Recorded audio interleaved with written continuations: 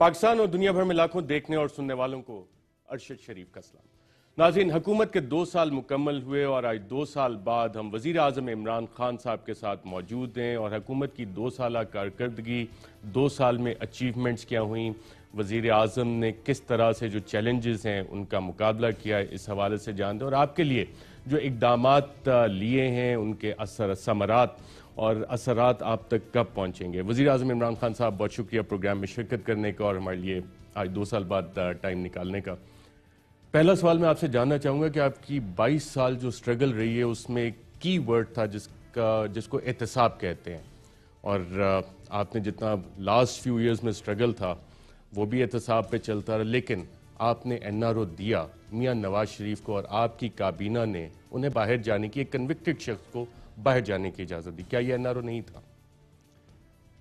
N R O کے اوپر تو میں بعد میں آتا ہوں، کیونکہ ابھی یہ جو فیٹف کا سارا اسمبلیز میں یہ جو ڈرامہ چلا ہے، اس کے اندر آپ کو پتہ چلے گا کہ اگر کسی حکومت نے بھی سٹینڈ لیا ہے اور اتنی زیادہ بلیک میل کبھی کسی حکومت کو نہیں کیا گیا جو اس موجودہ اپوزیشن نے ہر مرحلے پہ حکومت کو بلیک میل کیا، اور بلیک میل صرف اس لیے کیا ہے کہ وہ ہمارے سے صرف چاہتے تھے کہ ہم این آر او دے دیں، اور یہ فیٹف کا اصل میں کبھی بھی اس طرح بے شرمی سے ایک نیشنل انٹرسٹ کے اگینسٹ اپوزیشن جائے اپنے ذاتی چوری بچانے کے لیے کبھی بھی نہیں ہوا، کسی ڈیموکریسی میں نہیں۔ لیکن میں پہلے میاں نواز شریف پہ آتا ہوں۔ دیکھیں، پرابلم یہ ہے کہ پاکستان کی ایک تاریخ ہے، ہماری تاریخ کے اندر ہم نے کبھی بھی طاقتور کو کبھی بھی قانون میں لانے کی کوشش نہیں کی۔ پاکستان میں 2 قانون رہے ہیں، ایک طاقتور کے لیے، ایک کمزور کے لیے، اور وہ جو فیمس جسٹس منیر کا فیصلہ تھا 1950s میں جب انہوں نے مارشل لاء کو جسٹیفائی کیا، وہ بڑا فیمس وہ فیصلہ اس لیے تھا کہ وہ شو کیا کہ مائٹ از رائٹ، کی جس کے پاس طاقت ہے عدلیہ بھی انہی کے ساتھ جاتی تھی، اور یہ پھر کانسٹنٹلی آیا، پھر جنرل ضیاء الحق کے دور میں پھر یہی عدالت کے اندر دیکھا گیا کہ عدالت کانسٹیٹیوشن کے ساتھ نہیں گئی بلکہ طاقت کے ساتھ گئی۔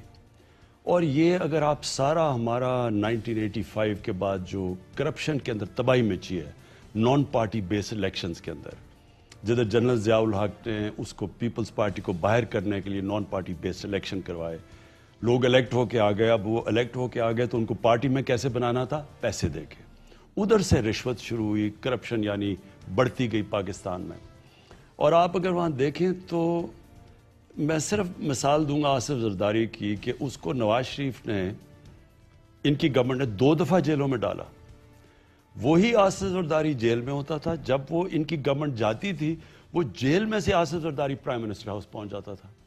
مطلب یہ کہ جو طاقت ہے، جب آپ طاقت میں ہیں تو آپ جو مرضی کر لیں، لیکن جب آپ طاقت سے باہر نکلتے ہیں تب ہی قانون اپلائی کرتا ہے، مطلب کمزور کے لیے۔ یہ جو سارا کیس ہوا ہے میاں نواز شریف کا، یہ ایک معاشرہ کوشش کر رہا ہے کہ طاقتور کو قانون کے نیچے لانے کے لیے۔ کبھی بھی ایسی چیزیں نہیں ہوئی جو ریسنٹلی پچھلے 3-4 سال میں ہوئی ہیں۔ کبھی بھی اتنے بڑے طاقتور لوگ جیلوں میں نہیں گئے، ان کے اوپر کارروائی نہیں ہوئی، کبھی بھی نہیں ہوا۔ ان کے 10 سالوں کے اندر، سوائے آخری سال نکالیں، 9 سالوں میں ان کی نیب نے ان کو بری کروایا، ان کے اوپر کیسز نہیں کیے۔ ان کے کیسز جو بنے ہوئے تھے، جو انہوں نے ایک دوسرے پہ بنائے ہوئے تھے کیسز، ان کیسز سے بچایا تھا نیب نے۔ لہٰذا جب ہماری یہ جو ایشو آیا نواز شریف کا، اب وہ ماحول ایسا بن گیا، پہلے تو ڈاکٹرز اوپینین آئے کہ جی وہ بچیں گے نہیں، ان کی جان خطرے میں ہے۔ 6 گھنٹے کیبنٹ نے ڈیبیٹ کیا کہ کیا کریں اگر ان کی اتنی برے حالات ہیں، ہیومینیٹیرین گراؤنڈز پہ بھیجیں یا نہ بھیجیں، بڑی ڈیبیٹ چلی۔ پھر ہم نے ڈاکٹرز اوپینین، انہوں نے آ کے ڈاکٹرز کا پورا کیبنٹ کے سامنے اوپینین رکھا۔ پھر اوپر سے عدالت نے ہمیں ایک جگہ کہا گیا کہ اگر ان کو کچھ ہو گیا تو وہ ہم ذمہ دار ہوں گے۔ اس کے بعد ہم نے پھر انڈیمنٹی، ہم نے کہا کم از کم وہ 7 ارب روپے کی میرے خیال میں کہ انڈیمنٹی بانڈ دیں کہ یہ واپس آئیں گے۔ شہباز شریف نے گارنٹی دی عدالت کو۔ اب اس کے بعد وہ باہر چلے گئے۔ اب جب باہر گئے تو ایک نواز شریف یہاں تھے اور ایک وہ اب باہر ہیں۔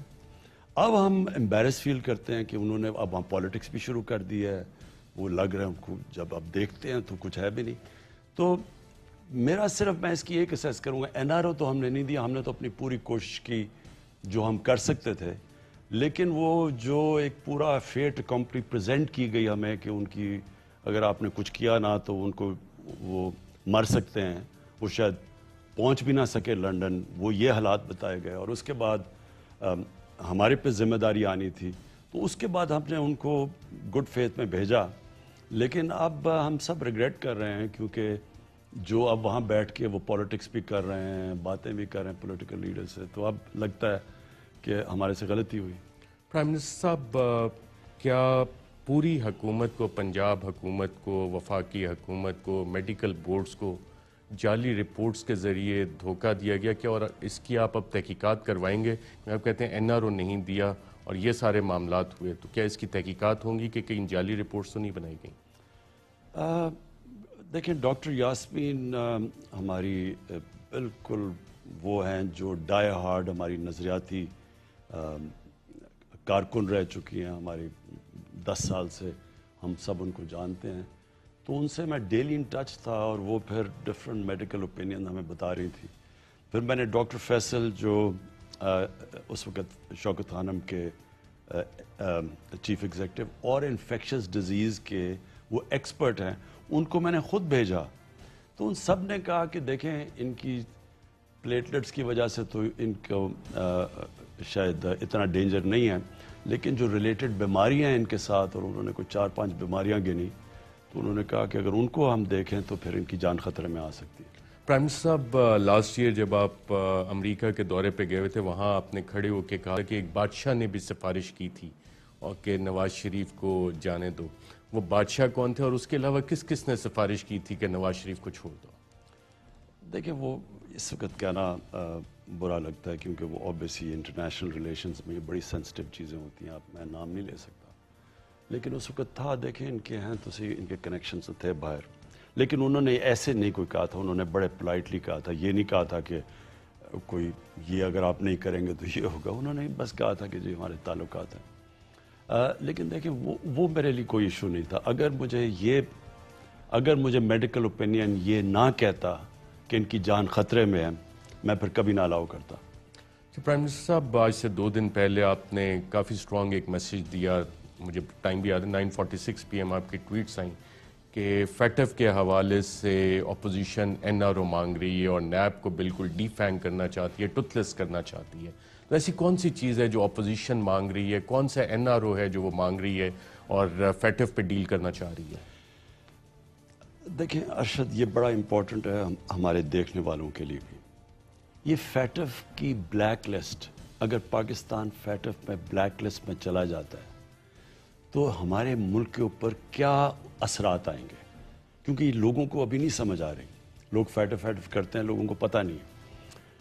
فیٹف ہے فائنینشیل ایکشن ٹاسک فورس, جس کا مقصد یہ ہے کہ ٹرانسپیرنسی آئے اور اکاؤنٹیبلٹی آئے آپ کی جو پیسہ موو کرتا ہے. اس کے اندر ڈرگ منی بھی ہو سکتی ہے, اس کے اندر فائنینسنگ, ٹیرر فائنینسنگ بھی ہو سکتی ہے, اور اس میں منی لانڈرنگ بھی ہو سکتی ہے. ان کا وہ یہ چاہتے ہیں کہ ٹائٹ کنٹرولز کریں, جس کی وجہ سے ہمیں یہ لیجسلیشن اسمبلی میں لے کے آئے.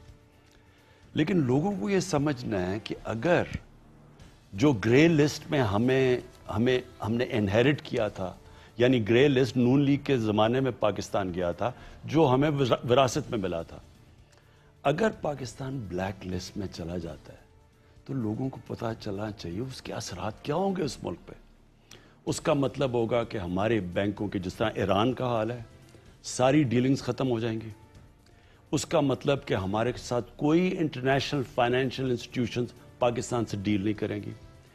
اس کا ڈائریکٹ مطلب ہوگا کہ ہمارے روپے پہ پریشر پڑے گا اور روپیہ گرے گا, اور جب روپیہ گرے گا اور روپیہ کدھر پہنچے گا, کیونکہ ہمارے پاس تو ریزروز ہی نہیں ہے, فورن کرنسی ریزروز روپے کو بچانے کے لیے. اور جب روپیہ گرے گا کیا ہوگا, بجلی, گیس, تیل سب کچھ مہنگا پاکستان میں. یعنی ابھی لوگ مہنگائی کی بات کر رہے ہیں, اگر ہم بلیک لسٹ میں چلے گئے یا وہ مہنگائی آئے گی, ہماری ساری اکانومی تباہ ہو جائے گی. کیونکہ بڑی مشکلوں سے پہلی اکانومی ایک تباہ ہوئی اکانومی ملی. تباہ کی کیا ڈیفینیشن ہے, ریکارڈ خسارے, انٹرنل خسارہ بھی ریکارڈ, جو کرنٹ اکاؤنٹ ڈیفیسٹ وہ بھی ریکارڈ $20 ارب کا. ادھر سے نکل رہی ہے اکانومی, اور اللہ کا شکر ہے کہ سارے انڈیکیٹرز ہیں صحیح ڈائریکشن پہ جا رہی ہے. اگر یہ اس پہ چلی جاتی ہے تو پاکستان کی تو سارا بالکل یہ ملکی وہ تباہی ہوگی جو ہندوستان کوشش کر رہا ہے. کون ہمیں کوشش کر رہا ہے کہ پاکستان بلیک لسٹ میں جائے؟ مسلسل 2 سال سے ہندوستان لابی کر رہا ہے انٹرنیشنل کمیونٹی کو کہ پاکستان کو فیٹف کی بلیک لسٹ میں ڈالا جائے. یہ اپوزیشن کو پتہ ہوتے ہوئے اس کے کیا امپلیکیشنز ہیں؟ یہ کیا کہہ رہے ہیں کہ ہمیں 2 کام کر دو, اپوزیشن کو یہ جو منی لانڈرنگ ہے اس میں سے قانون فیٹف میں سے نکال دو, اور دوسرا نیب, انہوں نے نیب کے 34 شکیں پیش کی ہیں, جو ٹوٹل 38 شکیں ہیں نیب کی, اس میں سے 34 انہوں نے امینڈمنٹس پیش کی ہیں, جس کا مطلب کہ نیب کی قبر دبا کے اس کو دفنا دیا جائے. یعنی ہمیں اکاؤنٹیبلٹی سے بھی بچا لیں, ہمیں منی لانڈرنگ سے بھی بچا لیں. اپنی چوری, پہلے انہوں نے نقصان کیا پاکستان کو چوری کر کے, پیسے یہاں سے چوری کر کے, سب لگے ہوئے تھے منی لانڈرنگ میں, یہاں سے چوری کر کے پیسہ باہر. آج تک نواز شریف ایک ڈاکیومنٹ نہیں دے سکا کہ ان کے بچوں کی اربوں روپے کی پراپرٹی باہر ہے. مریم نماز اس میں بینیفیشری اونر ہے, جو کہ جے آئی ٹی کی رپورٹ آئی ہے. یہ 4 مے فیئر, سب سے مہنگی لنڈن کے اندر جو جگہ ہے اس کی اپارٹمنٹس 4 ہے, اربوں روپے کی ہے. ایک بیٹا کوئی 8-9 ارب روپے کے گھر میں رہتا ہے, ان کے پاس اربوں روپے کی پراپرٹیز ہیں. ایک ڈاکیومنٹ نہیں بتا سکے کہ پیسہ باہر گیا کیسے. اور وہ ان کی سب سے بڑی کیا چیز ہے کہ کسی نہ کسی طرح یہ استعمال کریں, بلیک میل کریں. اور اس سے نہیں, صرف فیٹف سے نہیں, انہوں نے پہلے اکانومی کے اوپر آتے ساتھ ہی افراتفری مچا دی. پتا تھا کہ اکانومی کا کیا سچویشن ہے. انہوں نے ہمیں کشمیر ایشو کے اوپر وہ سارے ہم کشمیر ایشو اٹھا رہے ہیں, سارے کنٹینر پر چڑھ گئے کہ جو گورنمنٹ کو گرانا چاہیے. کوئی کہتا ہے اسلام خطرے میں ڈال رہا ہے, کوئی کہتا ہے کہ اکانومی ہے, کوئی کہتا ہے مہنگائی ہے. 1 پوائنٹ ایجنڈا تب. پھر جب کووڈ ہوا, شہباز شریف جناب وہ ماسک پہن کے کمپیوٹر کے سامنے بھاگے لنڈن سے آئے, کیونکہ انہوں نے پتا تھا کہ یا کووڈ سے لوگ مرنے شروع ہو جائیں گے, اگر ہم ادھر سے بچائیں گے تو بھوک سے لوگ مرنے شروع ہو جائیں گے. تو ون ون سچویشن تھا. ساری اپوزیشن مجھے, ہم جو قدم اٹھا رہے تھے, جو ہم این سی او سی میں لگے ہوئے تھے, 1.5 مہینہ آپ اٹھائیں, انہوں نے مجھے کس طرح تنقید کی, کیا کیا انہوں نے مجھے کہا. جو میں کر رہا تھا انہوں نے کہا جی ہاں جو یہ غلط کر رہے ہیں جی. یہ وہ چاہ رہے تھے, آپ ان کی ساری سٹیٹمنٹس پڑھیں, ہم وہ سٹیپس لیں جو ہندوستان نے لیے تھے. آج ہندوستان کی تباہی دیکھیں. ٹائم میگزین کے اندر مین کور آرٹیکل ہے کہ جو ہندوستان میں کووڈ کی وجہ سے تباہی ہے, جو غربت پھیلی ہے, کیسز بھی بڑھ رہے ہیں, لوگ بھی مر رہے ہیں, غربت بھی بڑھ رہی ہے. ہم جس طرح نکلے ہیں, ان کی تنقید دیکھیں. سو یہ ساری کو اب یہ فیٹف سارا مقصد بلیک میل کرنے کا ہے کہ اپنی کسی طرح ان کی چوری بچ جائے. اور یہ سمجھ رہے تھے کہ اب فیٹف پہ ہم کیونکہ ڈریں گے, اتنا بڑا اس کے کانسیکوینسز ہیں, ہم ان کی بات مان جائیں گے اور ان کو این آر او دے دیں گے. اس کی کوئی ڈیڈ لائن بھی ہے فیٹف لیجسلیشن پاس کرنے کی, اور سینٹ میں میجورٹی ہے جہاں پہ 2 اس فیٹف ریلیٹڈ لیجسلیشن ریجیکٹ ہو گئی ہیں, تو اب آپ بطور چیف ایگزیکٹو کیا اسٹریٹجی بنا رہے ہیں کہ کس طرح ان بلز کو پاس کروانا ہے؟ ہم اگلے ہفتے جوائنٹ سیشن کر رہے ہیں, اور میں یہ امید لگا رہا ہوں کہ ان کے اندر نون لیگ اور پیپلز پارٹی میں ایسے لوگ ہیں جن کو پتا ہو, جوائنٹ سیشن سے پہلے ساری قوم کو پتا ہو کہ یہ کیا کرنے جا رہے ہیں. اگر جوائنٹ سیشن میں انہوں نے ہمیں ڈیفیٹ کیا, جو اس ملک سے پھر فیٹف کی بلیک لسٹ ہوگا, یہ سب ذمہ دار ہوں گے. قوم کو پتا ہونا چاہیے کہ یہ اپنی چوری بچانے کے لیے یہ ملک کو کدھر دھکیل رہے ہیں. میں نے پہلے دن کہا تھا, جب مجھے اقتدار ملا, میں نے پہلے دن کہا کہ یہ جو اپوزیشن ہے, یہ اور اپوزیشن لیڈرز, عام لوگوں کا تو مجھے ان کی پارٹیز کا میں جانتا نہیں ہوں, ان کے جو لیڈرز ہیں, ان کا 1 پوائنٹ ایجنڈا تھا. میں نے پہلے دن کہا کہ یہ ان کا جو انٹرسٹ ہے وہ پاکستان کے انٹرسٹ کے اپوزڈ ہے. پاکستان انٹرسٹ ایک ترقی چاہتا ہے, ملک آگے بڑھنا چاہتا ہے. پاکستان کا انٹرسٹ یہ ہے کہ کلین گورنمنٹ ہو تاکہ انویسٹمنٹ آئے, تاکہ ہم اپنے قرضے واپس کر سکیں. ان کا انٹرسٹ ہے چوری بچانا. اب یہ 2 تضاد چل رہا ہے. یہ جمہوریت کے نام پہ اسمبلی کو استعمال کرتے ہیں, جدھر اسمبلی میں جاتے ہیں بلیک میل شروع ہو جاتی ہے. نیب کے اندر پھنسے ہوئے ہیں, آپ جا کے نیب میں جواب دیں. مجھے جب انہوں نے مجھے سپریم کورٹ میں 2 کیسز 6 کیسز میرے اوپر کیے پولیٹیکل وکٹمائزیشن کی کہ جناب اس کا لنڈن کا فلیٹ بتائے کدھر سے آیا. میں نے 60 دستاویز دیے. میں حلال کا پیسہ باہر کی کمائی کر کے پاکستان لے کے آ رہا ہوں. میں ان کو 60 ڈاکیومنٹس دی. میں نے کہا ایک بھی غلط ہوئی تو میں پالیٹکس چھوڑ دوں گا. انہوں نے ابھی تک 2 ڈاکیومنٹس دیے, 3 ڈاکیومنٹ. ایک دستاویزات دی نواز شریف نے اسمبلی میں, وہ فراڈ. ایک اس نے قطری خط لے کے آیا, وہ فیک اور فراڈ. ایک وہ کلیبری فراڈ پیش کیا, وہ فراڈ. ان کے پاس ایک ڈاکیومنٹ نہیں ہے کیونکہ انہوں نے چوری کر کے پیسہ باہر لے کے گئے ہیں. اب ان کو صرف اور صرف 1 پوائنٹ ایجنڈا پہ اپنی ساری ملک کی ڈیموکریسی کو ہاسٹیج رکھا ہوا ہے. پرائم منسٹر صاحب, آپ نے جوائنٹ سیشن کی بات کی, جو منی لانڈرنگ کی کلازز ہیں اور نیب میں ترامیم کیے بغیر آپ لیجسلیشن جوائنٹ سیشن سے پاس کروا لیں گے؟ میری کوشش ہوگی اس لیے, اور ہم پہلے پورے لوگوں کو بتائیں گے, قوم کو اور ان کے سارے ممبر آف پارلیمنٹس کو یہ ہم آگاہ کریں گے کہ اگر آپ اس کو ریجیکٹ کریں گے تو آپ کو پتہ ہونا چاہیے کہ آپ ہندوستان کے ساتھ کھڑے ہیں. آپ وہی کر رہے ہیں ہندوستان جو کر رہے ہیں پاکستان کو بلیک لسٹ میں ڈالنے کے لیے. تو جتنا ہندوستان ہمارے سے دوست ہے اتنی دوستی آپ کریں گے. اپوزیشن کا دعویٰ ہے کہ جو احتسابی عمل ہے وہ وچ ہنٹ ہے. اعلیٰ عدالتوں کی بھی ججمنٹس آئیں گے, lopsided process of accountability use for political engineering. اور آپ کی حکومت چاہتی ہے کہ احتساب ہو. شہباز شریف صاحب کے بھی, ان کے خاندان کی جو ٹیز سامنے آئی ہیں, زرداری صاحب کے بھی کیسز چل رہے ہیں, لیکن اکثر لوگ دیکھتے ہیں کہ عدالتوں سے کافی سارا ریلیف ان کو مل جاتا ہے. اور lopsided accountability, political witch hunt, political engineering, یہ الزامات آتے ہیں. اور ساتھ کہتے ہیں کہ وزیر اعظم صاحب خود بیٹھ کے ہمارے خلاف یہ ساری کارروائیاں پلان کریں. کیا واقعی ایسا ہے یا انڈیپینڈنٹلی ہو رہی ہیں یہ چیزیں؟ ارشد, پہلے یہ ریلائز کر لیں کہ ساری نیب ان کے دور پہ بنی ہوئی ہے. نیب چیئرمین ان دونوں نے مل کے, یہ اپوزیشن اور یہ نواز شریف اور پیپلز پارٹی نے مل کے اس کو سلیکٹ کیا. ساری نیب میں بھرتیاں انہوں نے کروائی ہیں. 95% کیسز جو ہیں نیب کے اندر وہ ان کے دور میں ہیں. کون یہ ان کا شہباز شریف کا دماد ان کے دور میں بھاگ گیا, اسحاق ڈار ان کے دور میں بھاگ گیا جب نون کی گورنمنٹ تھی. کیسز ان کے سارا جو ان کے جتنے سعد رفیق جتنے بھی کیسز ہیں, وہ جو خاقان عباسی اس کے ایسے ان کے دور کے کیس بنے ہوئے ہیں. ہم نے تو نہیں کیس ہمارے دور میں صرف ایک کیس بنا ہے, وہ شہباز شریف کی ٹی کیسز ہیں. اس کے علاوہ تو ان کے دور کے کیسز ہیں. نمبر 1. نمبر 2, اگر میں نیب سے کر رہا ہوں تو مجھے یہ بتائیں کہ کیا میں علیم خان کو 3 مہینے میں جیل میں نے ڈلوایا؟ کیا سبطین خان جو میاں والی سے ہمارے ایم پی ہیں اس کو 3 مہینے میں نے جیل میں ڈلوایا؟ کیا ابھی جو عثمان بزدار کو اس کو انہوں نے بلا لیا؟ یہ جو کیس ہے ایک ریڈیکولس کیس ہے. میں چیف منسٹر کو انڈرمائن کرواؤں گا. یہ میں بڑے میرے ریزرویشنز ہیں کہ جس طرح انہوں نے اس کو بلایا عثمان بزدار ایک صوبے کے چیف منسٹر کو ایک فریولس کیس کے اندر میرے بڑے, تو کیا یہ میں سارا خود کروا رہا ہوں؟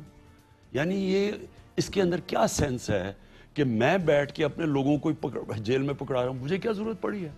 مجھے بتائیں یہ ان کے دور میں کتنے ان کے لوگ جب یہ گورنمنٹ میں تھے ان کے اوپر کیسز ہوئے ہیں. یہ تو اینڈ میں جا کے ان کے اوپر کیسز آئے ہیں, اور زیادہ تر تو ان کے بعد جو کیئر ٹیکر سیٹ اپ آئے ان دنوں کے اندر کیسز آئے ہیں. جو سارا جو آصف زرداری اور اومنی گروپ کے کیسز ہیں وہ ان کے دور کے بنے ہوئے ہیں, ہم نے تو نہیں بنائے.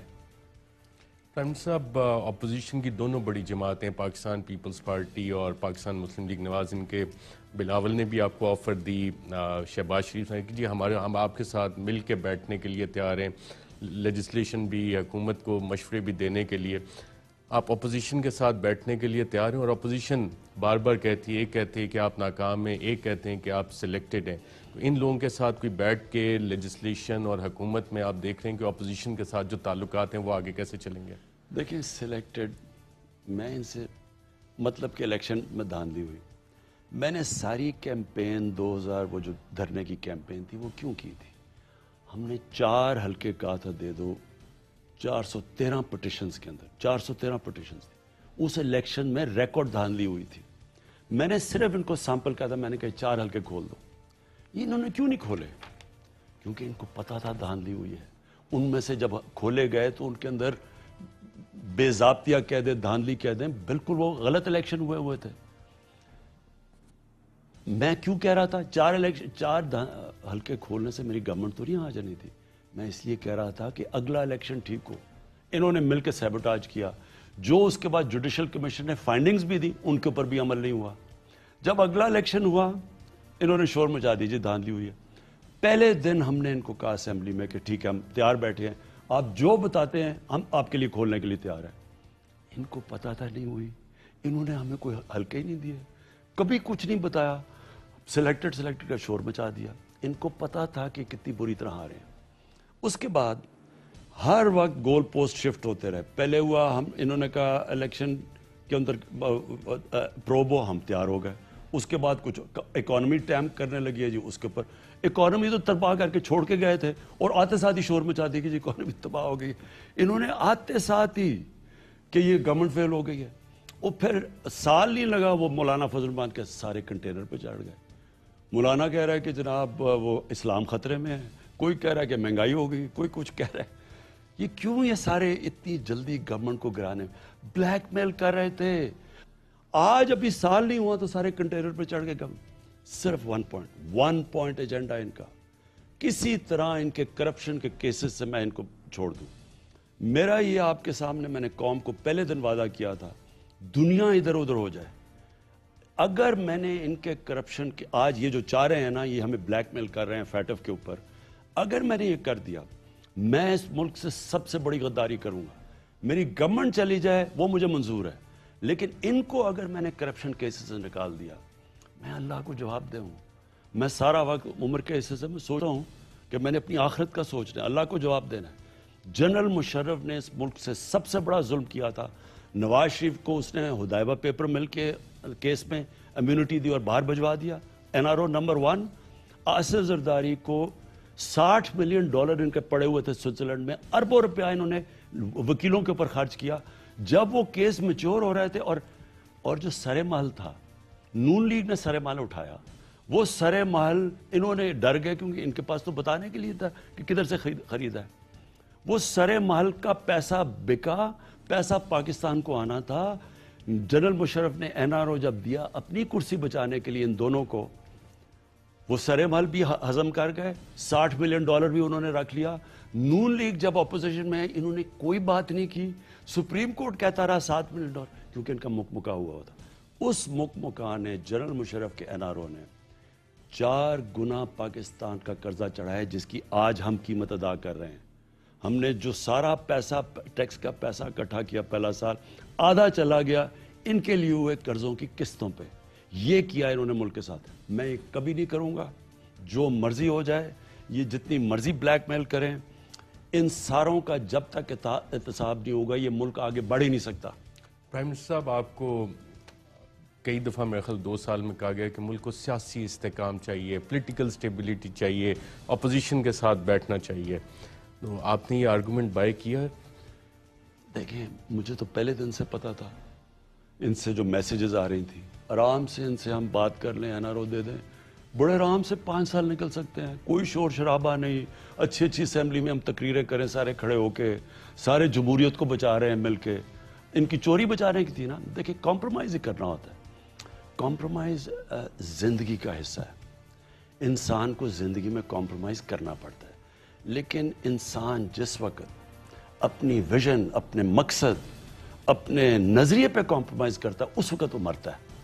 جو بھی کبھی بھی آپ اپنے، جس طرح ہمارے نبی صلی اللہ علیہ وسلم کی ہم ساری زندگی ہمیں قرآن میں کہا ہوا ان کی زندگی سے سیکھو، صلح حدیبیہ ایک اپنے مقصد پہ پہنچنے کے لیے کمپرومائز تھی، لیکن جب ان کو کوئی کسی نے کہا نا جی کہ اپنے ایک خدا پہ کمپرومائز کرو، تو انہوں نے کہا چاند ایک ہاتھ میں دو اور سورج ایک ہاتھ میں، پھر بھی وہ اپنے مقصد پہ کبھی نہیں کمپرومائز کرتے۔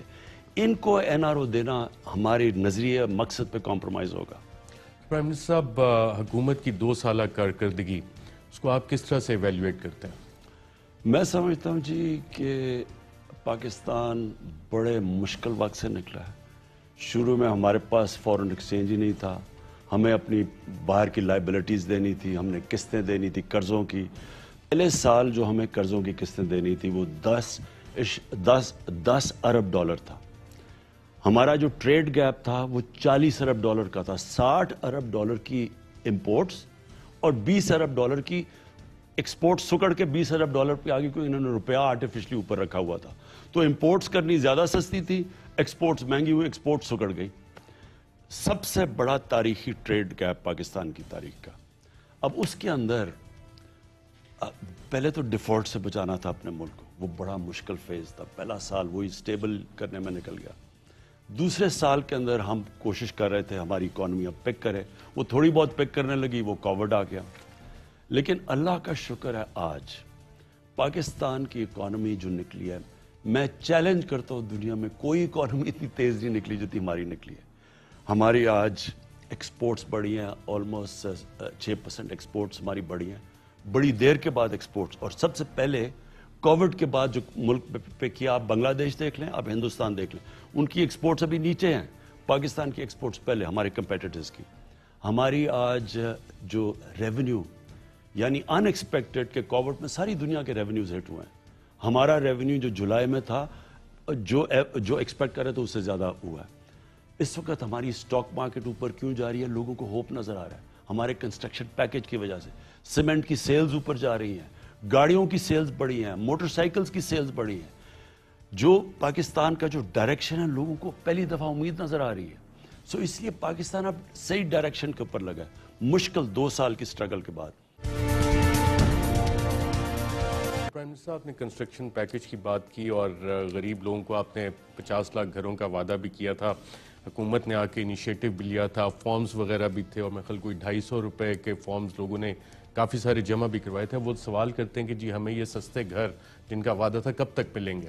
یہ جو پیکج ہے سارا کنسٹرکشن کا, دیکھیں یہ آپ کے لیے انڈرسٹینڈ کرنا ارشد, پاکستان کے اندر جو ہمیں مسئلے آئے ہیں نا سب سے زیادہ, کیونکہ ہم نے تو پہلی دفعہ حکومت میں لیا ہے, اس کے اندر جو ہماری اکانومی ہے نا اس کے اندر اتنی رکاوٹیں ہم نے پیدا کر دی ہیں. ایک عام آدمی کے لیے بزنس کرنا اتنا مشکل ہم نے کر دیا ہے, انویسٹمنٹ کرنا اتنا مشکل, کنسٹرکشن کرنا اتنا مشکل. اب یہ کنسٹرکشن کے اندر سب سے بڑی رکاوٹ کیا آئی ہوئی؟ ساری دنیا کے اندر آپ ایک کوئی کیش پہ تو گھر لیتا ہی نہیں ہے.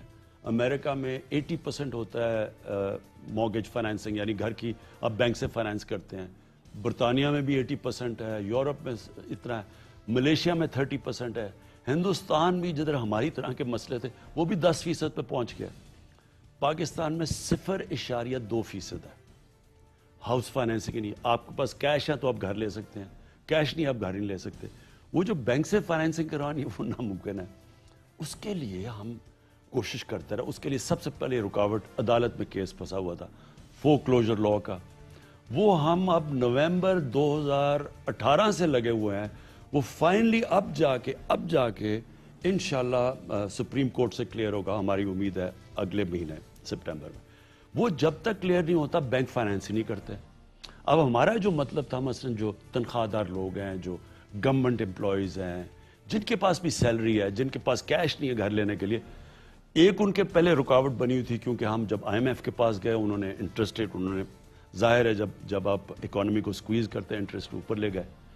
انٹرسٹ ریٹ ہم اب نیچے لے کے آئے ہیں, انٹرسٹ ریٹ نیچے ہے. اس کے علاوہ ہم سبسڈائز کر رہے ہیں غریبوں کی. ہم نے 30 ارب روپے کی سبسڈی دی ہے کہ جو لو کاسٹ ہاؤسنگ ہے ان کے لیے ہم ان کے لیے نیچا انٹرسٹ ریٹ 5% پہ دے رہے ہیں ان کو. ان کے لیے ہم نیچے لے کے آئے کیونکہ ایک اگر زیادہ انٹرسٹ ریٹ ہو وہ لے نہیں سکتے, دوسرا یہ فورکلوجر لاء. پھر تیسرا ہم نے بینکوں کو کہا ہے کہ سارے بینکوں نے 5% اپنا کریڈٹ دینا ہے ہاؤسنگ کے لیے. تو یہ ساری پہلی دفعہ پاکستان میں چیزیں ہوئی ہیں, اور یہ کرتے کرتے میں آپ کو بتا رہا ہوں 1.5 سال لگ گیا. اب انشاءاللہ ابھی نظر آ رہا ہے جس طرح ایک دم پلاٹس کی قیمتیں بڑھی ہیں, سیمنٹ کی قیمت, سریا کی قیمت بڑھ رہی ہے, ایک دم ڈیمانڈ شروع ہو گئی ہاؤسنگ کی. اور انشاءاللہ آپ دیکھیں گے کہ یہ اب ہمارے جو لو کاسٹ ہاؤسنگ ہے یہ بھی چلے گی. اس کے علاوہ جو بہت بڑے 2 ہم نے میگا پروجیکٹ شروع کیے ہیں پاکستان کی تاریخ میں. اسلام آباد کے بعد اب دوسرا جو نیا شہر بن رہا ہے وہ انشاءاللہ لاہور کی راوی سٹی پہ. یہ بھی سال سے لگے ہوئے تھے ادھر پہنچنے کے لیے کیونکہ اس میں بڑی رکاوٹیں تھیں. اور دوسرا اب ہم شروع کریں, تیسرا کراچی میں بنڈل آئلینڈ کے اوپر. یہ ماڈرن سٹیز بنا رہے ہیں. ہمارا ارشد, میں صرف آپ کو یہ بتا دوں, ہمارے شہر تباہ ہوتے جا رہے ہیں. ہماری جیسے جیسے آبادی بڑھ رہی ہے اور دنیا میں سب سے تیزی سے پاکستان میں اربنائزیشن ہو رہی ہے, شہروں کی طرف لوگ آ رہے ہیں. شہروں کے اندر اب کیونکہ ماسٹر پلانز آؤٹ ڈیٹ ہو چکے ہیں, شہر پھیلتے جا رہے ہیں. ہمارے جو اناج والے علاقے, ایگریکلچر ایریاز, وہ شرنک کر رہے ہیں, شہر پھیل رہے ہیں. آگے اس کے فوڈ سیکیورٹی کے امپلیکیشنز ہیں.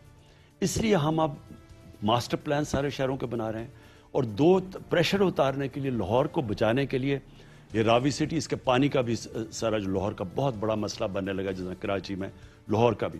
تو یہ سارا انوائرمنٹلی ماڈرن سٹی وہ بن رہی ہے, اور کراچی میں ایک بنڈل آئلینڈ کے اوپر ایک پورا ایک ماڈرن شہر بنا رہے ہیں. اس کا مقصد ایک تو روزگار ہوگا, ایک نئے شہر ماڈل سٹیز ہوں گی, ایک پریشر اتارے گا. کراچی بھی پھیلتا جا رہا ہے, لاہور بھی, اسلام آباد مری تک پہنچ رہا ہے. ان کو روکیں گے, ان کے گرین ایریاز بنائیں گے اور شہروں کو اوپر لے کے جائیں گے. تو پرائم منسٹر صاحب, یہ پروجیکٹ کنسیو ہوئے اور میگا پروجیکٹس ہیں, اس میں ٹائم کب تک ہوگا کہ کب تک یہ دو نئے شہر کراچی اور لاہور کے پاس آپ بنا سکیں گے؟ یہ تو امیجیٹلی جی ان کے اوپر ہماری ساری, کیونکہ یہ اب سے نہیں, یہ تو سال تک لگے ہوئے تھے. ساری ہر قسم کی رکاوٹیں, ریگولیشنز, یعنی اور پھر وہ 18th امینڈمنٹ کے پرابلمز کے, سینٹر کے کیا ہیں, صوبوں کے اپنے ہیں, ان کے اپنے قانون ہیں, وہ سارا ایک بنانے کے لیے, اتھارٹی بنانے کے لیے, قانون بنانے کے لیے وہ ٹائم لگا. تو اب وہ سب بن گیا. اب انشاءاللہ ہم ٹینڈرز کریں گے ان کے, اور یہ ساری پبلک پرائیویٹ پارٹنرشپ ہوگی. اس میں سے پرائیویٹ سیکٹر آئے گا. میرے خیال میں جو ہمارا سب سے بڑا اثاثہ اوورسیز پاکستانیز ہیں, یہ اب اپرچونٹیز ہے کہ ہم ان کو صحیح معنی میں, اب تک تو وہ پلاٹس لے لیتے تھے نا, اب ان کو صحیح انویسٹمنٹ کے لیے ایریاز دیں گے تاکہ وہ آ کے انویسٹ کریں. اور میرے خیال میں کہ یہ جو انجن آف گروتھ ہے پاکستان کا, اس میں سے اتنی چیزیں جنریٹ ہوگی, پیسہ, ویلتھ کریشن, جس سے ہم اپنے قرضے واپس کر سکیں گے. روزگار کے علاوہ اس سے ریلیٹڈ انڈسٹریز ہیں, 30 انڈسٹریز ریلیٹڈ ہیں, وہ ساری چلنی شروع ہو جائیں گی. فرینڈ صاحب, آپ نے 18th امینڈمنٹ کا ذکر کیا, اسی میں یہ بھی پوچھ لوں, کیا 18th امینڈمنٹ کو آپ کا ریوزٹ کرنے کا کوئی پلان ہے؟ خاص طور پہ کوئی ٹائم لائن آپ کے ذہن میں, خاص مارچ 2021 سینیٹ الیکشن کے بعد آپ ریوزٹ کرنا چاہیں گے اس کو؟ 18th امینڈمنٹ ہیسٹ میں بنی. اس کا جو بنیادی چیز ہے وہ تو بالکل ٹھیک ہے, پاور ڈیوالو ہونی چاہیے.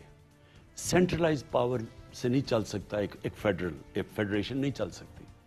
تو سینٹر سے صوبوں میں جانی چاہیے پاور, لیکن صوبوں سے نیچے جانی چاہیے لوکل گورنمنٹ میں, جو نہیں گئی, جو صرف کے پی میں گئی تھی. اس بار ہی ہم انشاءاللہ پنجاب میں اور کے پی میں جو ہمارے نیچے ہیں, زبردست لوکل گورنمنٹ سسٹم لے کے آ رہے ہیں. پاکستان کی تاریخ کا بیسٹ سسٹم ہے.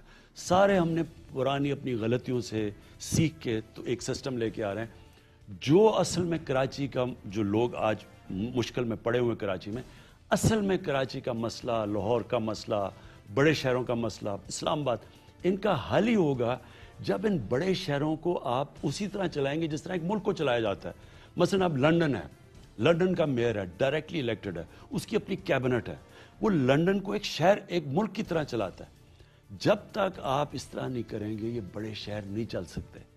لاہور کے اوپر آدھا پنجاب کا بجٹ خرچ کیا انہوں نے, پنجاب کا ڈیولپمنٹ بجٹ شریفوں کے زمانے.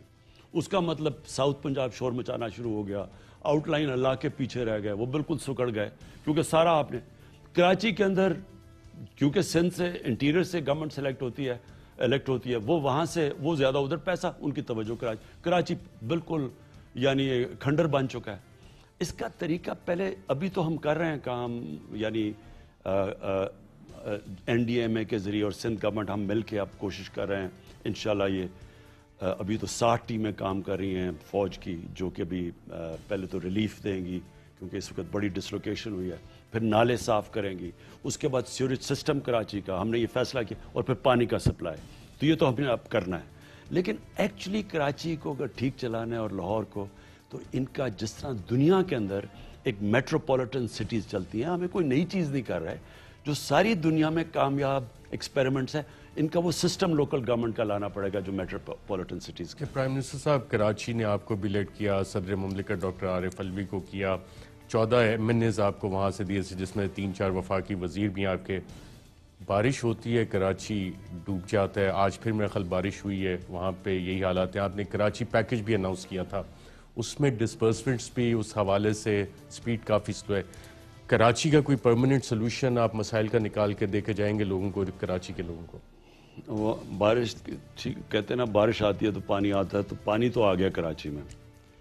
پرابلم یہ ہے کہ کراچی کی, میں پھر رپیٹ کرتا ہوں, جب تک کراچی کو ایز اے میٹروپولیٹن سٹی, بلکہ ایک ملک کی طرح, لاہور کو ایک ملک کی طرح چلائیں, لنڈن ایک ملک کی طرح چلتا ہے, پیرس ملک کی طرح, نیو یارک, ان کا دیکھیں میئر جب آتا ہے ٹی وی پہ تو وہ بالکل ایک جس طرح کے ایک کنٹرول میں ہے پورے شہر کے, سب کچھ وہ کنٹرول کرتا ہے, نہیں تو وہ چل نہیں سکتا. ہاں ہمارے اس وقت شہر بالکل یہ نگلیکٹ کی طرف جا رہے ہیں.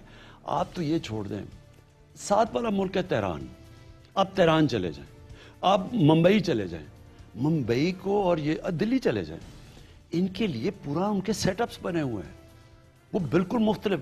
آپ کو پتہ ہے دلی جو پیسہ, ممبئی جو پیسہ اکٹھا کرتا ہے وہ $1 بلین اکٹھا کرتا ہے, اپنا ریونیو وہ پھر اپنے پہ خرچ کرتا ہے. اسی طرح تہران $500 ملین تہران ان سینکشنز کے دور میں وہ خرچ کرتے ہیں. آپ تہران کو دیکھیں, سینکشنز کے باوجود ایک ماڈرن سٹی ہے. ہمارے شہروں کی کلیکشن ہی کوئی نہیں ہے, ہمارا شہر وہ پی ایس ڈی پی سے یہ چل ہی نہیں سکتا. اس لیے اس کا جو پورا حل ہے وہ ان کا مینجمنٹ سسٹم بدلنا پڑے گا, جو انشاءاللہ ہم اب یہ لوکل گورنمنٹ الیکشن میں پنجاب اور ادھر کر رہے ہیں کے پی میں. لیکن اس کا حل کراچی کا, سندھ کا, بالکل لوکل گورنمنٹ, کیونکہ انہوں نے پاور تو چلے گی 80th امینڈمنٹ میں ان کے پاس صوبوں میں, وہ نیچے گئی نہیں ہے پاور, لوکل گورنمنٹ میں تو پاور نہیں گئی ان کی. اس کا سلوشن اب کیسے نکلے گا؟ وہاں پہ آپ کیا ریفارمز لوگوں, کراچی کے لوگوں کو کوئی خوشخبری دے سکتے ہیں کہ جناب آپ کے مسائل اس طرح سے حل ہوں گے, اور لوکل گورنمنٹ میں جہاں جو وہاں پہ سچویشن ہے, اگر پیپلز پارٹی آ جاتی ہے تو لوگ اسی طرح سفر کرتے رہیں گے, فیڈریشن کے پاس کیا سلوشن ہے کراچی کے مسائل کا؟ دیکھیں جی, میں سپریم کورٹ میں نے کیس کیا ہوا ہے. ہم چاہ رہے ہیں کہ آئین کا آرٹیکل ہے میرے خیال میں 149 یا 148 آرٹیکل ہے, اس میں ہم گئے ہوئے ہیں کہ 148 جس کے اندر یہ واضح ہے کہ سینٹر سے صوبوں میں اور صوبے سے نیچے لوکل گورنمنٹ میں, تو اس کے اوپر ہم جا رہے ہیں, کیونکہ سندھ میں تو صحیح معنی میں ڈیولوشن ہوئی نہیں ہے نیچے تک, اور میں عدالت میں کوشش کریں کہ ان کا پورا ایک لوکل گورنمنٹ سسٹم بنے. یہ تو ابھی کوشش کر رہے ہیں, لیکن انشاءاللہ جب بھی الیکشن ہوگا میرے خیال میں ہم سندھ بھی ایک چینج کے لیے تیار ہے, اور ہم پوری کوشش کریں گے سندھ میں ہم بھرپور طریقے سے الیکشن لڑیں. اور تب تک یہ جو دو کے پی میں اور جو پنجاب میں لوکل گورنمنٹ سسٹم سندھ کے لوگ دیکھیں گے کامیاب ہوتے ہوئے. اصل میں حل یہی ہے, اور وہ جب دیکھیں گے تو وہاں ویسی پریشر پڑ جائے گا لوگوں کو کہ وہی سسٹم ان کو چاہیے. اچھا پرائم منسٹر صاحب, آئی ایم ایف کا پروگرام اور اس کی جو کنڈیشنلٹیز ہوتی ہیں, پاکستان دوبارہ بھی آئی ایم ایف پروگرام میں جا رہا ہے, اور اس میں جائیں گے تو بجلی کی قیمتیں دوبارہ بڑھنی ہیں, گیس کی قیمتیں بڑھنی ہیں. Are you prepared for that? دیکھیں پہلے ہم کلیئر ہو جائیں کہ آئی ایم ایف پہ ہم جاتے کیوں ہیں. آئی ایم ایف میں اس لیے ہم جاتے ہیں کہ ہمارے جو فورن کرنسی ریزروز ہیں وہ ختم ہو جاتے ہیں, ہمارے پاس کیپیبلٹی نہیں ہوتی کہ اپنی ایکسٹرنل لائبلٹیز جو ہم نے باہر سے پیسے لیے ہوئے ہیں قرضے, اب $10 ارب ہم نے دینے تھے پہلے سال میں, $10 ارب دینے تھے, $40 ارب کا خسارہ ٹریڈ کا, $20 ارب کا کرنٹ اکاؤنٹ ڈیفیسٹ, اوپر سے $10 ارب باہر دینے تھے. تو اگر آئی ایم ایف نہ آتا, اور آئی ایم ایف جب آیا تو باقی ملٹی لیٹرز نے پھر پاکستان کو انہوں نے بھی فنڈنگ کی, وہ نہ دیتے ہم ڈیفالٹ کر گئے تھے, تو وہ مجبوری میں ہم جاتے ہیں. تو جب آئی ایم ایف آپ کو پیسے دیتا ہے تو وہ پھر پوچھتا ہے کہ میں آپ کو قرضے دے رہا ہوں, آپ یہ قرضہ واپس کیسے کریں گے, تو آپ اپنی آمدنی کیسے بڑھائیں گے؟ وہ کہتے ہیں ٹیکس لگا دو آمدنی بڑھانے کے لیے. آپ خرچے کیسے کم کریں گے, کیا کیا چیزیں کم کریں گے؟ جب آپ خرچے کم کرتے ہیں وہ سبسڈیز پہ آتے ہیں, لوگوں کو تکلیف ہوتی ہے, ملک مشکل میں آتا ہے, اور وہ پھر کیمرہ وہ مائک لے جاتا ہے, اچھا جی بتائیں کدھر ہے نیا پاکستان, وہ کہتے ہیں جی بڑے مشکل ہے, جگہ مہنگائی ہوگی. مہنگائی تو ہونی ہے جب ایک گھر کے اندر آپ نے گھر کو مقروض کر کے رکھ دیا, اوپر کرایہ دار آ رہے ہیں, باہر آ رہے ہیں کوئی پیسے مانگنے کے لیے, جی ہمیں آپ نے پیسے دینے ہیں, تو وہ کیا گھر کرے گا؟ وہ پہلے قرضہ لے گا تاکہ ان کو تھوڑے سے دے, پھر آمدنی بڑھانے کی کوشش کرے گا اور اپنے خرچے کم کرے گا. یعنی گھر ایک مشکل وقت سے گزرے گا, تو اس مشکل وقت میں گھر کے لوگوں کے پاس جائے جی کیا حالات ہیں, وہ کہ جی دیکھیں میرے کپڑے پڑے ہوئے ہیں, ہمارے پاس پیسے نہیں ہیں کپڑے لینے کے لیے, وہ کیا جی ہمارا کھانا اچھا نہیں آ رہا کیونکہ ہمارے پاس پیسے. تو ایک مشکل وقت سے گزرتا ہے. کوئی بھی ملک دنیا کے اندر مجھے کوئی ملک بتائیں جس کے اندر اس طرح کے حالات ہو, ایک مقروض ہو جائے, جس کے اندر ادارے تباہ ہو جائیں, اور آپ کہیں جی اچھا نئی گورنمنٹ آئی ہے, سوئچ آن ہو گیا, اب نیا پاکستان آ گیا. یہ ایک مسلسل جد و جہد ہے. آپ ایک ادارہ بھی ٹھیک کریں, مثلا ہم نے پی آئی اے بھی ٹھیک کرنا ہے. پی آئی اے کے اوپر 400 ارب روپے کا قرضہ چڑھا ہوا ہے. 400 ارب روپے کی کنسولیڈیٹڈ ڈیٹ ہے. اب پی آئی اے کو ہم نے یہ کووڈ سے پہلے اس کا جو کرنٹ تھا, جو اس کے رننگ کاسٹ تھے, وہ تو ہم نے میٹ کر لیے. ہمارا تو وہ بیلنس ہو گیا. جس طرح ہمارا آج اگر آپ پرائمری بیلنس کہیں پاکستان کا کہ ہمارے خرچے اور آمدنی, ہمارا پرائمری بیلنس تو سرپلس میں ہے. ہم پھنس جاتے ہیں کیونکہ ہم نے قرضوں کی قسطیں دینی ہے. اسی طرح ہمارا جو کرنٹ اکاؤنٹ ڈیفیسٹ تھا وہ اس باری جولائی کے مہینے میں $400 ملین کا سرپلس میں چلا گیا ہے. ہم پھنستے کدھر ہیں؟ 100 ارب ڈالر کا جو قرضہ تھا اس کے اوپر جو قسطیں دینی ہے وہ ہمارے اوپر بوجھ بنا ہوا ہے. بجلی کے اندر, گیس کے اندر اگر ہمیں یہ قرضے نہ دینے پڑے جو انہوں نے مہنگے پاور جنریشن کے پلانٹس لگائے ہوئے ہیں. اب بجلی بن رہی ہے جناب 17 روپے کی ایوریج پہ, کوئی سستی ہے کوئی مہنگی ہے, لیکن ایوریج بجلی کی جنریشن ہے 17 روپے کی. لوگوں کو ہم بیچ رہے ہیں 14 روپے کی. 3 روپے کا بیچ میں فرق ہے. اب وہ ہم آگے بجلی اتنی مہنگی ہے, ہم وہ پورا کرنے کے لیے اگر بجلی بڑھاتے ہیں لوگ شور مچا دیتے ہیں. انڈسٹری کو مشکل پڑ جاتی ہے. انڈسٹری کہتی ہے ہم مقابلہ نہیں کر سکتے. اگر بجلی نہیں بڑھاتے تو وہ 3 روپے چلے جاتے ہیں سرکولر ڈیٹ پہ, وہ قرضے بڑھتے جا رہے ہیں. ہم نے تو نہیں یہ کانٹریکٹ سائن کیے. ہم نے تو جو ابھی کانٹریکٹ سائن کیے ہیں یہ ونڈ پاور کے, ہمارے تو سستے 6 سینٹ کے کانٹریکٹ ہے, 5 سینٹ کے کانٹریکٹ سائن کیے ہیں. جو ہم پھنسے ہوئے ہیں ان کے کانٹریکٹ. اسی طرح گیس, اب گیس پاکستان میں نیچے جا رہی ہے, ہماری اپنی گیس نیچے جا رہی ہے, انہوں نے کنویں کھودے. جو کانٹریکٹ سائن کیا ہے انٹرنیشنل, اس سے آج آدھی قیمت کی ہم نے گیس لی ہے, لیکن 15 سال کا کانٹریکٹ سائن کر لیا. یعنی جو آج سپاٹ پرائس پہ گیس مل رہی ہے اور جو ہم نے خریدی ہے اس سے دگنے پہ کانٹریکٹ سائن کیا ہوا ہے. اب ری نیگوشیٹ کر رہے ہیں کانٹریکٹ. دیکھیں نا, اب وہ تو ان کے اوپر ہے. وہ اگر ہم نہیں دیتے وہ چلے جاتے ہیں انٹرنیشنل آربیٹریشن کے اندر. سوورن گارنٹیز دی ہوئی ہیں. اسی جس طرح آپ کو پتا ہے اب جب باہر گئے 6 ارب ڈالر کا ریکارڈ ڈگ کے اوپر ہمارے اوپر ڈیمیجز آ چکے ہیں. کارکے کے اوپر 1.25 ارب ڈالر کا ہمارے اوپر ڈیمیج ہو گیا. وہ شکر ہے پریزیڈنٹ اردوغان نے ان سے بات کر کے انہوں نے وہ ختم کیا. تو پھنسے کارکے پہ ہم نے انہیں فیور دیا یا انہوں نے ہمیں فیور دیا؟ انہوں نے ہمیں فیور دیا کیونکہ ہمارے اوپر تو ڈیمیج ایوارڈ ہو گیا تھا. جو 1.2 بلین ڈالرز کا ڈیمیج تھا وہ تو ایوارڈ ہو گیا تھا. تو فیور تو انہوں نے دیا کہ انہوں نے جا کے پھر ان سے بات کی اور زیرو. صاحب آپ کی حکومت نے ایوارڈز بھی نومینیشن دیا ISI کے چند افسران کو جنہوں نے کرپشن کا ٹریل بھی اس میں پکڑ لیا تھا. تو یہ ایز اے فرینڈشپ جسچر آپ نے ٹرکی کو رائٹ آف کیا, کیونکہ اگر آپ یہ پرسو کرتے کیسز تو پینلٹی ہو کے کار کے بین بھی ہو سکتی تھی. پریزیڈنٹ طیب اردوغان نے آپ سے پرسنل ریکویسٹ کی تھی کہ اب ان کو چھوڑ دیں, معاف کر دیں. بالکل اس کا اپوزٹ تھا. دیکھیں جب آپ انٹرنیشنل آربیٹریشن کے اندر جاتے ہیں وہ ان نون ٹیریٹری ہے.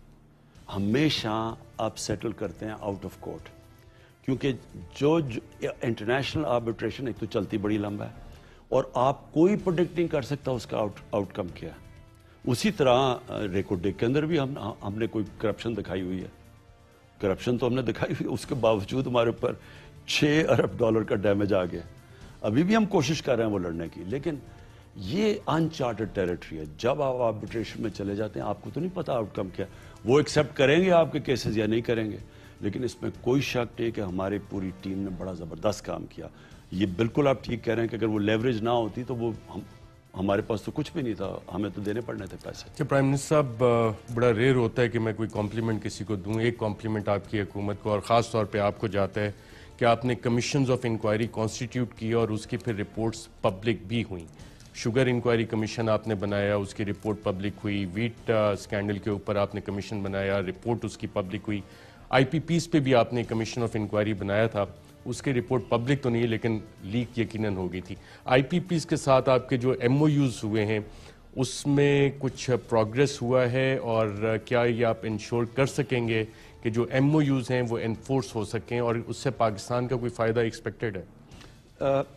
ہم ارشد انشاءاللہ سیکنڈ ویک سپٹمبر میں ہم پوری ایک قوم کے سامنے پلان لے کے آ رہے ہیں اپنے پاور سیکٹر کا، جس کے اندر آئی پی پیز کے ساتھ جو بھی یہ اتنی بڑا کمپلیکس قسم کی اگریمنٹ ہوئی ہے، بڑی اچھی اگریمنٹ ہوئی ہے۔ میں اچھی اگریمنٹ کیوں کہتا ہوں کہ اگر وہ آئی پی پیز چاہتے تو وہ نہ بھی کرتے۔ اس سے ہونا کیا تھا، جانا تھا پھر انٹرنیشنل آربیٹریشن میں، سوورن گارنٹیز ہم نے لکھ کے دی ہوئی تھی۔ آئی پی پیز تو سالڈ گراؤنڈ پہ تھے، قصور تو ہماری گورنمنٹس کا تھا، جنہوں نے بجائے پاکستان کی عوام کے انٹرسٹ پروٹیکٹ کرنے کے لیے وہ کانٹریکٹ ایسے سائن کر رہے تھے جیسے کہ وہ جو سائن کر رہے تھے ہمارے سے گورنمنٹس اور جو بھی آئی پی ان کے انٹرسٹ پروٹیکٹ کر رہے تھے۔ پکڑنا تو ان کو چاہیے ہے، قصوروار تو یہ ہیں، پھنسایا تو انہوں نے ہمیں اس کے اندر۔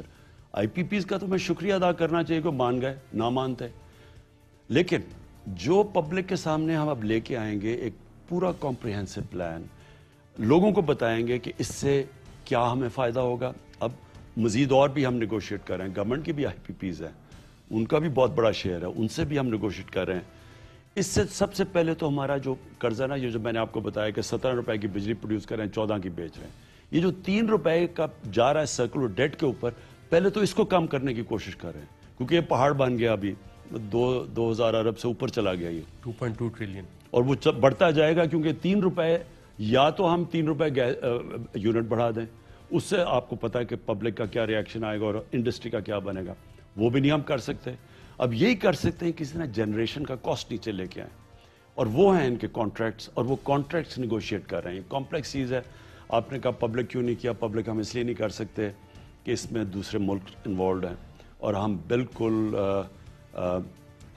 اگر وہ کریں گے تو اس کے اور امپلیکیشنز ہیں، یعنی ہمارے وہ ملک ہیں جنہوں نے ہمارے لیے بہت کچھ اور کیا ہوا ہے، آگے ہماری ٹائز ہیں، تو اس لیے پبلکلی تو ہم یہ نہیں کر سکتے، لیکن پرائیویٹلی ہم بات کریں گے۔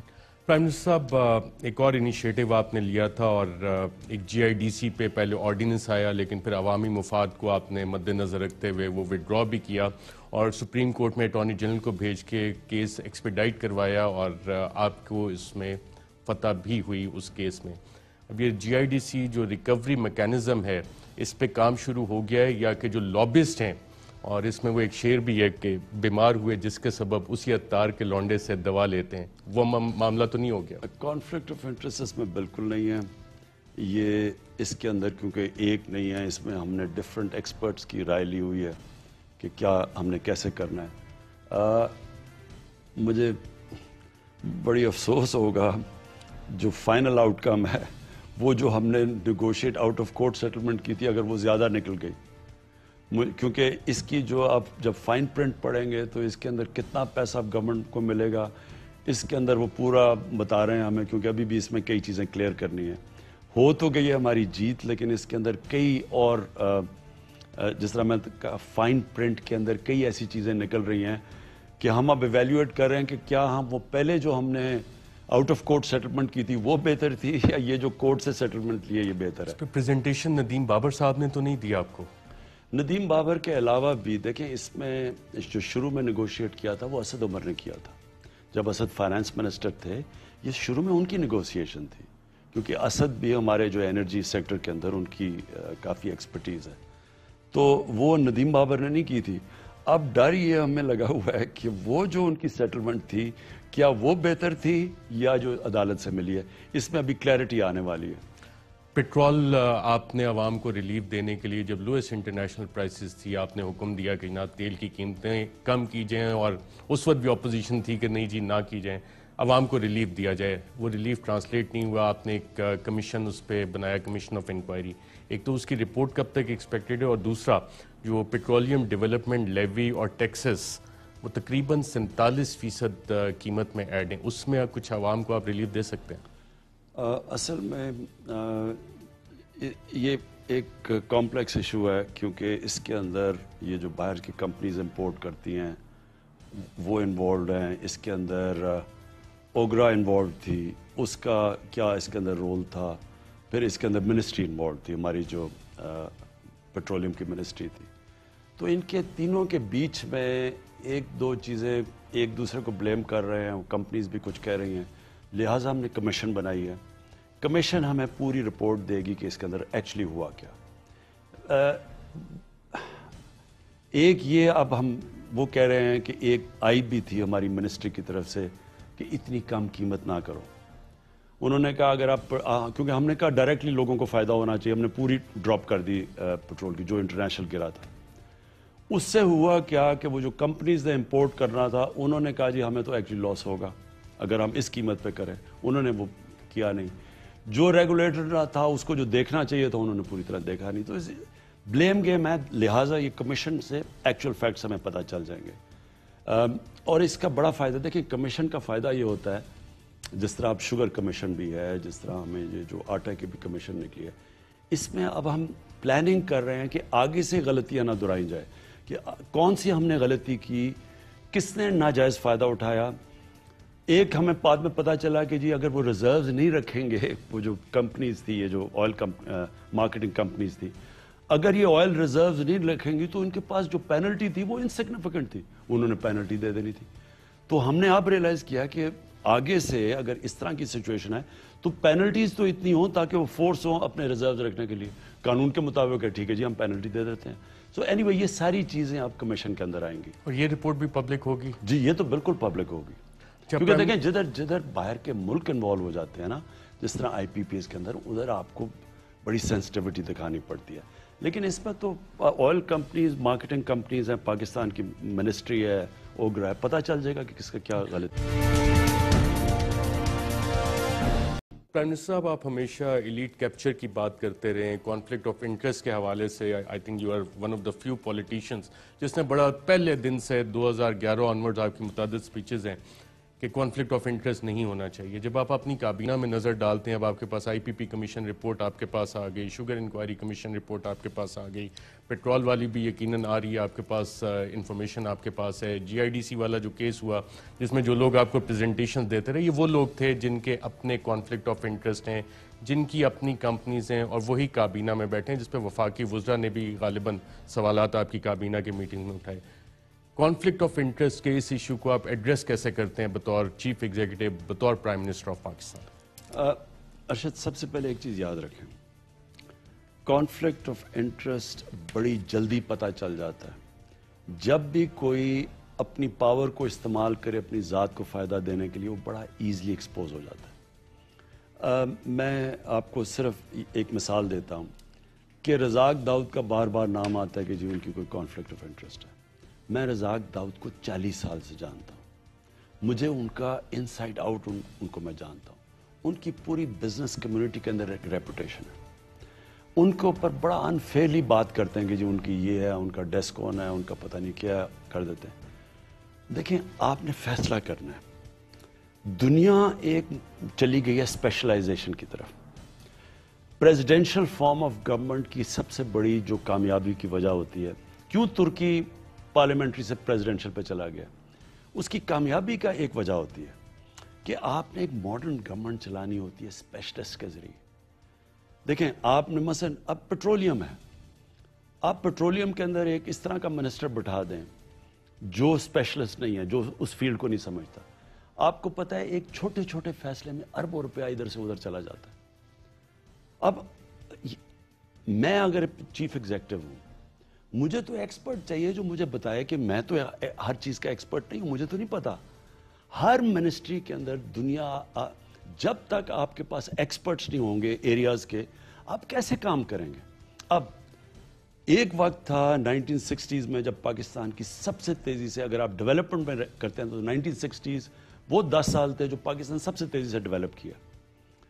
آپ وہ 1960s میں جو سب سے کی رول تھا وہ پاکستان کی سول سروس کا تھا. ہماری سول سروس انٹرنیشنل سٹینڈرڈ کی تھی, سارے ایشیا میں ہماری سول سروس کا نام تھا. وہ سول سروس نے اس طرح کی گورننس سسٹم دیا, پاکستان اٹھ گیا. بدقسمتی سے ہم نے 1970s میں آہستہ آہستہ پولیٹیسائز کر کے, میرٹ ختم کر کے, بیوروکریٹس کو اپنے ذاتی نوکر ٹریٹ کر کے آہستہ آہستہ ان کی سٹینڈرڈ نیچے چلے گی. آج بیوروکریسی کے اندر جو ہمارا بیسٹ, 60s میں پاکستان کا بیسٹ ٹیلنٹ ایسٹ اور ویسٹ پاکستان سے سب سے مشکل ایگزام سول سروس کا امتحان تھا, بیسٹ ٹیلنٹ اوپر آتا تھا. اب ہمارے پاس سول سروس میں نہ وہاں ایکسپرٹیز ہے. آپ جب وزیر لے کے آتے ہیں, وزیروں کو تو پولیٹیکل لوگ ہیں, ان کی تو ایکسپرٹیز نہیں ہے.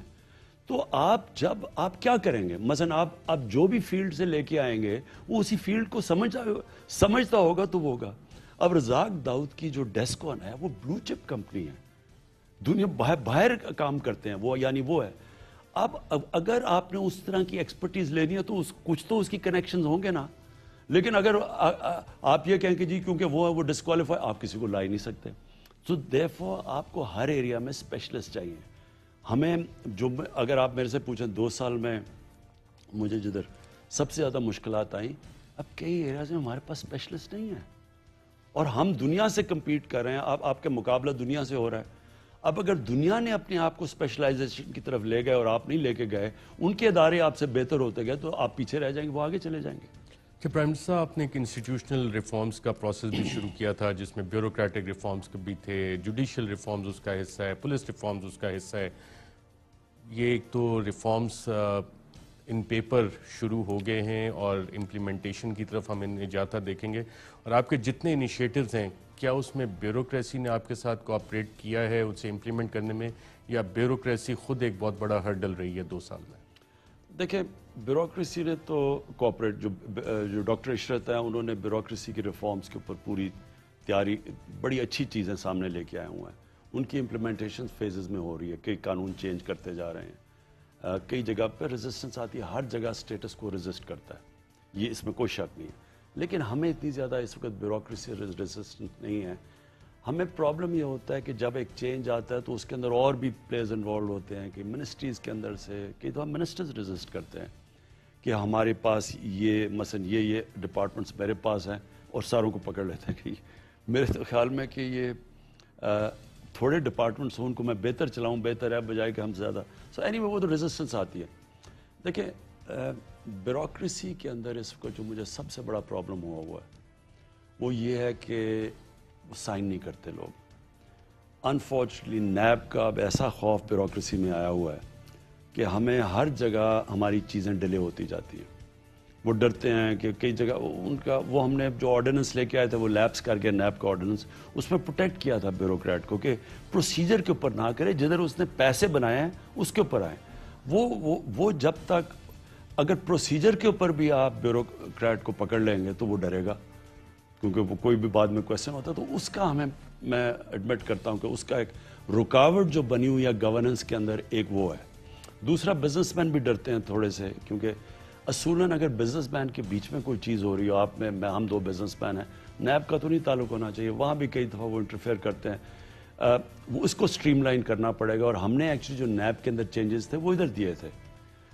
سو اگر ریفارم تو ہر جگہ ریزسٹ ہوتی ہے. میں ریلوے کے اندر ریفارم اب پوری ہم نے پیپر تیار کیا ہوا ہے, ریزسٹنس اندر سے آتی ہے. میں مثال دے رہا ہوں, یوٹیلیٹی سٹورز ہیں, اب ان کے اندر ہم ریفارم لا رہے ہیں, آٹومیشن لے کے آ رہے ہیں. جتنی آٹومیشن آتی جائے گی اتنی کم کرپشن ہوتی جائے گی. اندر سے ریزسٹنس آتی ہے وہ یوٹیلیٹی سٹورز کے اندر کہ وہ آنے نہیں دیتے. ایف بی آر میں لگے ہوئے ہیں آٹومیشن کے اوپر, ادھر بھی ڈیلیز آتی جا رہی ہے. اب جو ایکٹنگ ایف بی آر کے چیئرمین ہیں, ان سے ہم نے ڈیٹ مانگی ہے کب تک آٹومیشن ہوگی.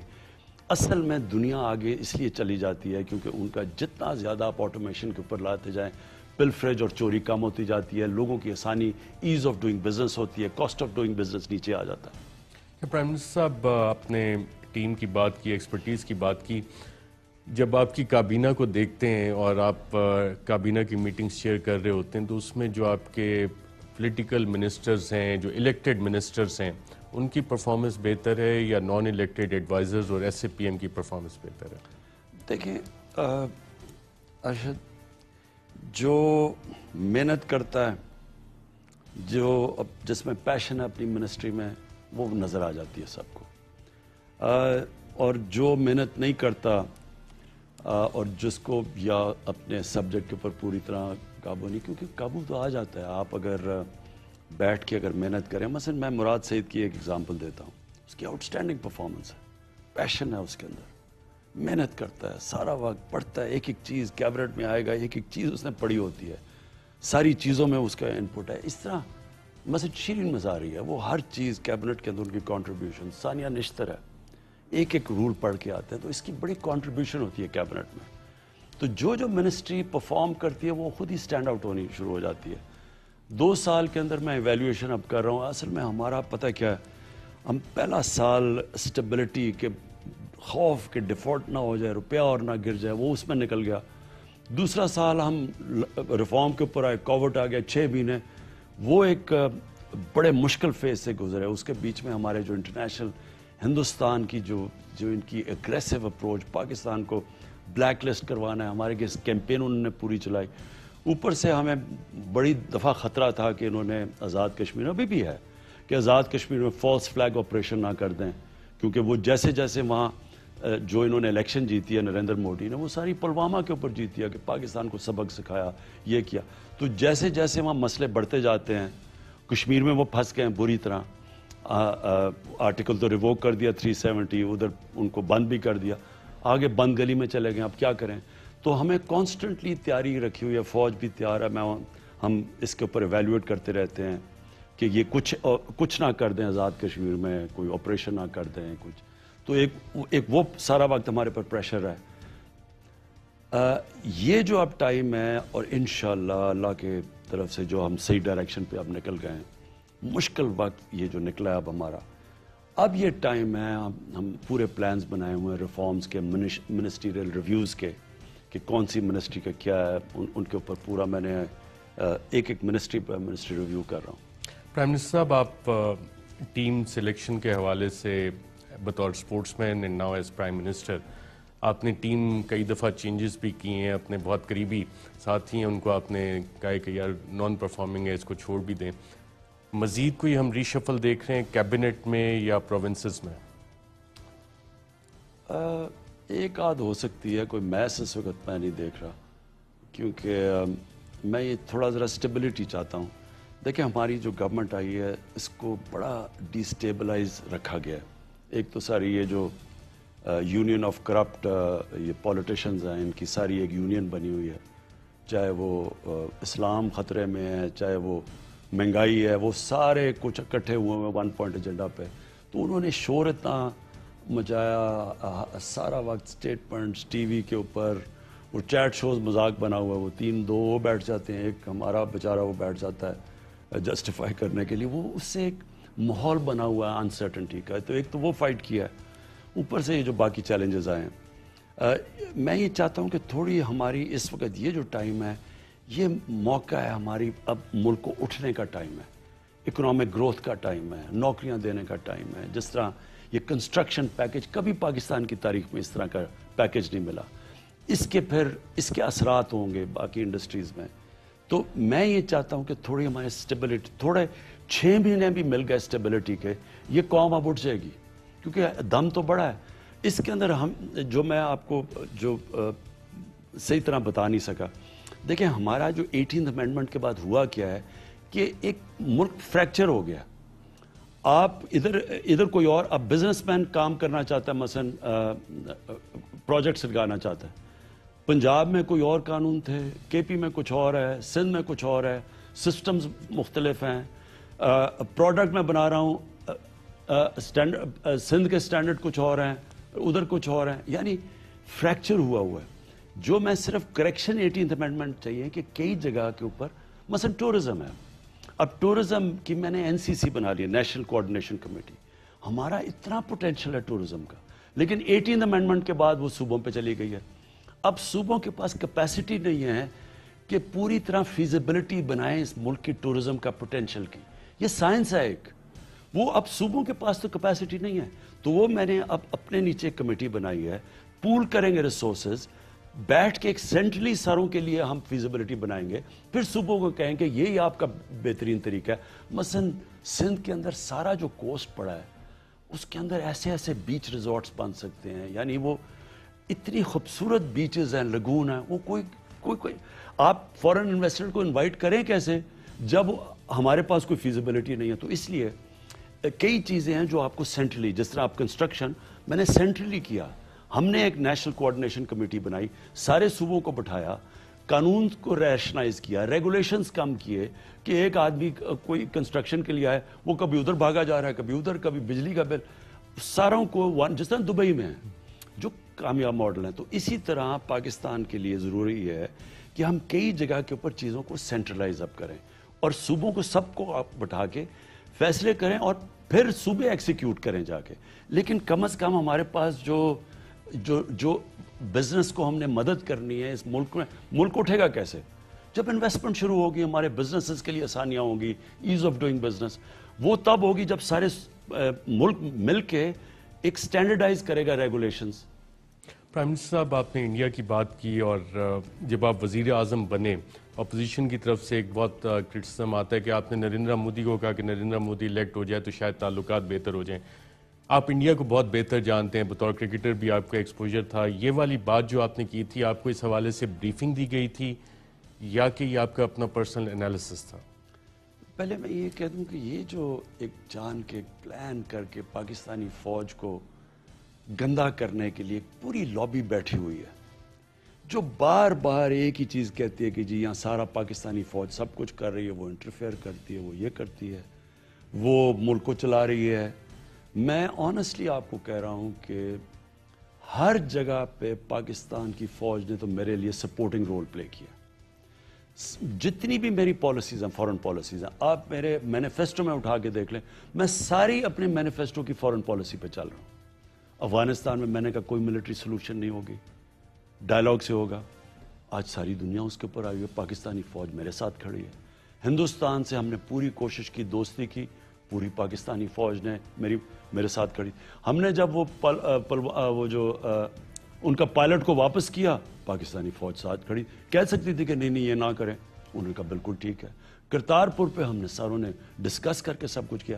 سو یہ سارے انیشیٹو میرے تو کہیں جو میری پالیسیز کی کہیں رکاوٹ ہی نہیں بنی. وہاں بیٹھے ہوئے ہیں, باہر بیٹھے ہوئے ہیں, پرو انڈیا لابی ہے, اپنے ہمارے لوگ ان کے ساتھ ملے ہوئے ہیں. ہر جگہ پاکستان کی فوج کی تنقید, کچھ ہوئے پاکستانی فوج ہمارے لیے. اب دیکھیں یہ کراچی میں جو آپریشن ہے, زبردست کام کر رہی ہے پاکستان. آج جو حالات ہیں کراچی میں ریگولرلی ان ٹچ ہوں این ڈی ایم اے کے ساتھ, جنرل افضل کے ساتھ. ہمارے پاس اس وقت پاکستانی فوج نہ وہاں مدد کرے, وہاں تو تباہی مچ گئی ہے. تو ہر روز ان سے میں لیتا ہوں, 60 ان کے پاکستان کی فوج کے ڈٹیچمنٹس کام کر رہی ہیں. آپ تو پہلے تو یہ میں کلیئر کروں کہ مجھے کوئی کسی قسم کا کسی سے کوئی بریفنگ نہیں ہے. یہ میری پالیسیز تھی پہلے دن سے اور وہ میں پرسو کر رہا تھا. ہم نے کیوں کہا کہ نریندر مودی بہتر ہوگا, کیونکہ تاریخ ہمیں بتاتی ہے کہ جو رائٹ ونگ ہے, جو ان کا جس طرح واجپائی تھا, واجپائی جب آئے بی جے پی پہلی دفعہ آئی تو سب نے کہا کہ تباہی مچ جائے گی. واجپائی ایکچولی وہ ان کے لیڈر بنے جو ایک سٹیٹسمن تھے. انہوں نے آ کے بلکہ پیس پروسیس شروع کیا, انہوں نے بات چیت شروع کی, کشمیر کے اوپر بات چیت شروع ہو گئی. میں جب واجپائی پاور سے ہٹے تو جب میں ان کو ملا ہندوستان میں, انہوں نے مجھے انوائٹ کیا, انہوں نے بتایا کہ وہ کتنے قریب آ گئے تھے کشمیر کا کوئی ایک سلوشن پاکستان اور کشمیر. سو مجھے خوف یہ تھا کہ کانگریس ہمیشہ ڈرے گی ان کے پریشر میں, یہ رائٹ ونگ کے, تو یہ جب آ جائیں گے تو ہمارا تو مسئلہ کشمیر کا مسئلہ حل ہو. اب ہمیں کیا پتا تھا, اصل رنگ تو نریندر مودی نے جب یہ دوسری دفعہ الیکٹ ہوئے تو نظر آئے ان کے. یہ تو بالکل ایک ہندو تھا, ایک ایکسٹریمسٹ ہندو, ایک وہ آدمی جو کہ بالکل تعصب مسلمانوں سے نفرت کرنے والا, جس کا ایک آئیڈیالوجی ہے کہ انہوں نے تو سب پلان بنایا ہو کہ پاکستان بھی سارا, بلکہ پاکستان کا کشمیر بھی ان کے نیچے. پھر جو انہوں نے کشمیر میں حرکتیں کی, جو انہوں نے ظلم کیا ہوا, پھر جو انہوں نے 2 لیجسلیشن پاس کی ہندوستان میں, جو سٹیزن ایکٹ اور رجسٹریشن ایکٹ, جس میں مسلمانوں کو بالکل ہی دیوار سے لگا, تو اصل رنگ تو تب نظر آئے ان کے. پرائم منسٹر صاحب, کافی چیلنجنگ رہی ہے انڈیا کے ساتھ ریلیشن شپ. بالا کوٹ اسٹرائک کے بعد آپ کی ایک اہم میٹنگ ہوئی تھی سروس چیفز کے ساتھ. کیا اس میں یہ ریکمنڈیشن بھی کچھ سروس چیفز کی طرف سے آئی تھی کہ وی شوڈ امیڈیٹلی رسپونڈ اور بھارت کو سبق سکھا دینا چاہیے, اور کیا دوسری یہ بھی ایڈوائس آئی تھی کہ نہیں پہلے ڈیمیج اسیسمنٹ کر لیں, اور آپ نے اپنا جو رسپانس ہے, جو تھریٹ لیول تھا کتنا زیادہ تھا اور ایسکلیشن کس حد تک جا رہی تھی؟ دیکھیں ارشد, جب وہ ہوا اور یہ رات کے کوئی صبح کے کوئی 3 بجے گفتگو ہوئی ہماری, وہ یہ تھا, سب سے پہلے تو ہم سب ایک چیز پہ متفق تھے کہ اگر ہمارے لوگوں کا خون کیا انہوں نے تو ہم نے واپس رسپونڈ کرنا ہے. اس میں ہم سب کلیئر تھے, اور ٹارگٹ بھی سیٹ کیا ہوا تھا کہ جب پاکستان نے رسپونڈ کرنا تھا, اور ادھر ان کی کافی کیجولٹیز ہونی تھی. اب صرف ڈسکشن یہ ہوئی کہ کیا ہمارے لوگوں کا خون ہوا ہے یا نہیں ہوا. اب وہ صبح کے 3 بجے تھے, کسی کو تو نہیں پتا, بالاکوٹ کی پہاڑیوں میں وہ انہوں نے بم مارے تھے. تو ہم نے پھر آدھے یہ کہہ رہے تھے کہ نہیں ابھی رسپونڈ کرو, کیونکہ اس سے ایک جس طرح کی یہ رجیم ہے ہندوستان کی, اگر آپ نے نہ کیا وہ سائن آف ویکنس لیے جائے گے, وہ پھر اور آگے ہمیں سمجھیں گے کہ ہم بالکل ہی ان سے گھبرائے ہوئے ہیں, تو وہ اور ہمارے اوپر کچھ کریں گے. ایک یہ تھا. دوسرا ویو یہ تھا, اور آدھا سپلٹ تھا. دوسرا ویو یہ تھا, دوسرا ویو جنرل باجوہ کا تھا, اور میرا بھی یہی تھا. ہمارا یہ تھا کہ دیکھیں اگر آپ نے اس وقت خون کر دیا اور انہوں نے نہیں کیا تو پھر یہ ایسکلیشن کی طرف جائے گا, اور ہمارے بالکل انٹرسٹ میں نہیں ہے ایسکلیشن, کیونکہ اس کے بعد تو کہیں بھی نہیں رکے گی. انہوں نے پھر کیا تو پھر ہم مجبور ہیں. یہ نہیں ہوگا کہ وہ اگر ہمارے ملک میں نقصان کریں اور ہم پھر ان کو نہ کریں, یہ نہیں ہوگا. یہ ہم کلیئر ہیں سب. اور ہمارا اس کے بعد اگر انہوں نے کیا, ہمارا رسپانس تکڑا ہوگا ان سے زیادہ. اس پہ سب کلیئر ہیں. تو کیونکہ ہم نے پھر کہا, پھر ہم نے کہا 9 بجے تک دیکھتے ہیں, وہاں جا کے چیک کرتے ہیں. تو وہ جب دیکھا کہ کوئی نقصان نہیں ہوا تو پھر وہ عقل والا فیصلہ تھا. کہ پرائم منسٹر صاحب لاسٹ ایئر آپ نے کشمیر کا مقدمہ اٹھایا اقوام متحدہ میں, اس سال بھی آپ جا رہے ہیں, اور اس سال آپ کی کیا اسٹریٹجی ہوگی بھارت کے حوالے سے؟ آپ نریندر مودی بی جے پی کو جو آپ نے ایک نیریٹو دیا ہندوتوا کا, اس کو ایمفسائز کریں گے؟ مسلم ممالک کو اس ایشو پہ آپ کیسے ساتھ لے کے آئیں گے؟ پہلے دیکھیں ارشد, اس وقت وہ سچویشن کیا کشمیر کا, میرے خیال میں ہندوستان, جو میں کہتا جا رہا ہوں, اسٹریٹجک بلنڈر کر گیا کشمیر میں. یہ بہت بڑی انہوں نے مس کیلکولیشن کیا. ان کی جو اسمپشن تھی کہ ہم اگر کشمیر میں یہ کریں گے, تو ان کی اسمپشن یہ تھی کہ کشمیر کے لوگ اتنی فوج دیکھ کے ان کا, اور یہ پوری طرح ان کو دبائیں گے اور وہ کرش ہو جائیں گے, اور وہ پھر مان جائیں گے, پھر یہ لوگ سیٹل کر دیں گے, باہر ڈیموکریسی بدل دیں گے, اور یہ پھر ساری دنیا بھی تسلیم کر لے گی. دنیا ویسی ان کے ساتھ ہے. لیکن ان کی نمبر 1 اسمپشن یہ تھی کہ پاکستان کچھ نہیں کرے گا, چپ کر کے بیٹھ جائے گا. کیونکہ پاکستان چپ کر کے بیٹھا ہوا تھا. ہمارے جو پچھلے حکمران تھے انہوں نے بڑے ان کو غلط سگنل دیے ہوئے تھے. حریت لیڈر سے نہیں ملے, ہندوستان گئے, کشمیر کا نام نہیں لیتے تھے. ان کی ہماری ایک فورن سیکرٹری تھی, انہوں نے کہا ہمیں انسٹرکشنز تھیں کہ ہندوستان کی تنقید نہیں کرنی. تو وہ, اور پھر جس طرح وہ شادی پہ بلایا اور یہ اور وہ, تو ان کو یہ تھا کہ یہ پاکستان اس وقت بڑے برے معاشی حالات میں ہے, اور ویسے بھی عمران خان نے بھی دوستی کرنے کی کوشش کی, تو یہ کچھ نہیں کریں گے.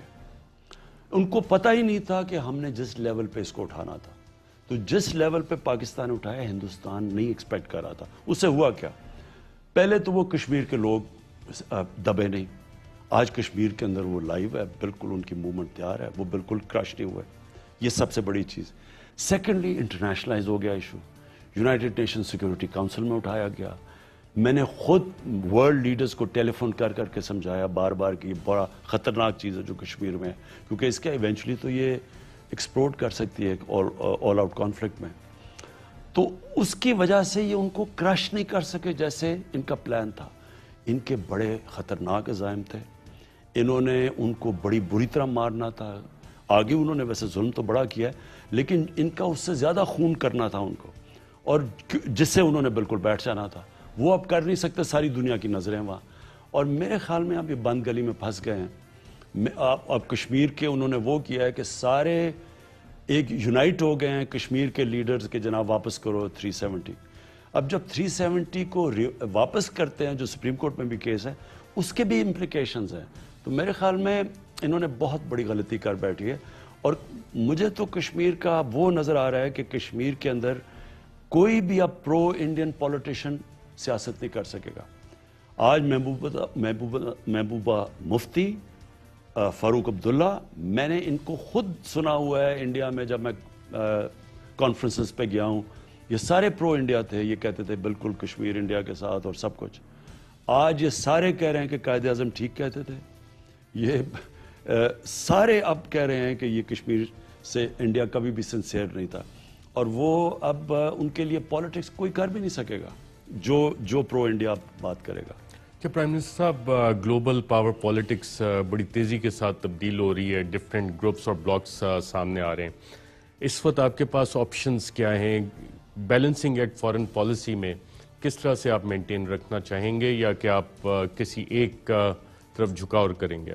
دیکھیں ارشد، ہمیں ہونا تو چاہیے، اور اللہ کا شکر ہے پاکستان کی اس وقت ہماری ریلیشن شپ سب سے ٹھیک ہے امریکہ سے، کیونکہ افغان پیس پروسیس میں جتنی پاکستان نے مدد کی ہے اس پیس پروسیس کو پش کرنے کے لیے، اور میری ڈاکٹر عبداللہ سے کل ہی بات ہوئی، اس سے پہلے پریزیڈنٹ غنی سے ہوئی، کبھی بھی یہ اتنے قریب نہیں تھے امن کی طرف جو آج ہیں، اللہ کا شکر ہے افغانستان میں۔ اور ہمارا انٹرسٹ ہے افغانستان کے بعد سب سے زیادہ ہمارا انٹرسٹ ہے کہ وہاں امن ہو، کیونکہ اس کے ڈیویڈنس بہت زیادہ ہیں سارے خطے کو ہیں۔ ہمارا جو سارا فارمر قبائلی علاقہ ہے، جو سارا کے پی ہے، جیسے ہی ہمارے یہاں ان سے تعلقات اچھے وہاں امن ہوتا ہے، یہ سارے علاقے میں، کیونکہ ٹریڈ سینٹرل ایشیا تک جائے گی اور اس کا افغانستان کو بھی فائدہ ہے، پاکستان کو بھی فائدہ ہے، تو وہ تو، اور امریکہ سب سے زیادہ یہ اس کو سمجھ آیا کہ پاکستان نے کیا رول پلے کیا، تو امریکہ سے بھی ہمارے پہلے تو وہ ہمیں کہتے تھے نا کہ ڈو مور، تو آج تو وہ ہم ایک ہی پیج پہ ہیں، پارٹنرز ان پیس، تو ایک تو وہ ہمارے ان کے تعلقات بڑی دیر کے بعد اچھے ہیں۔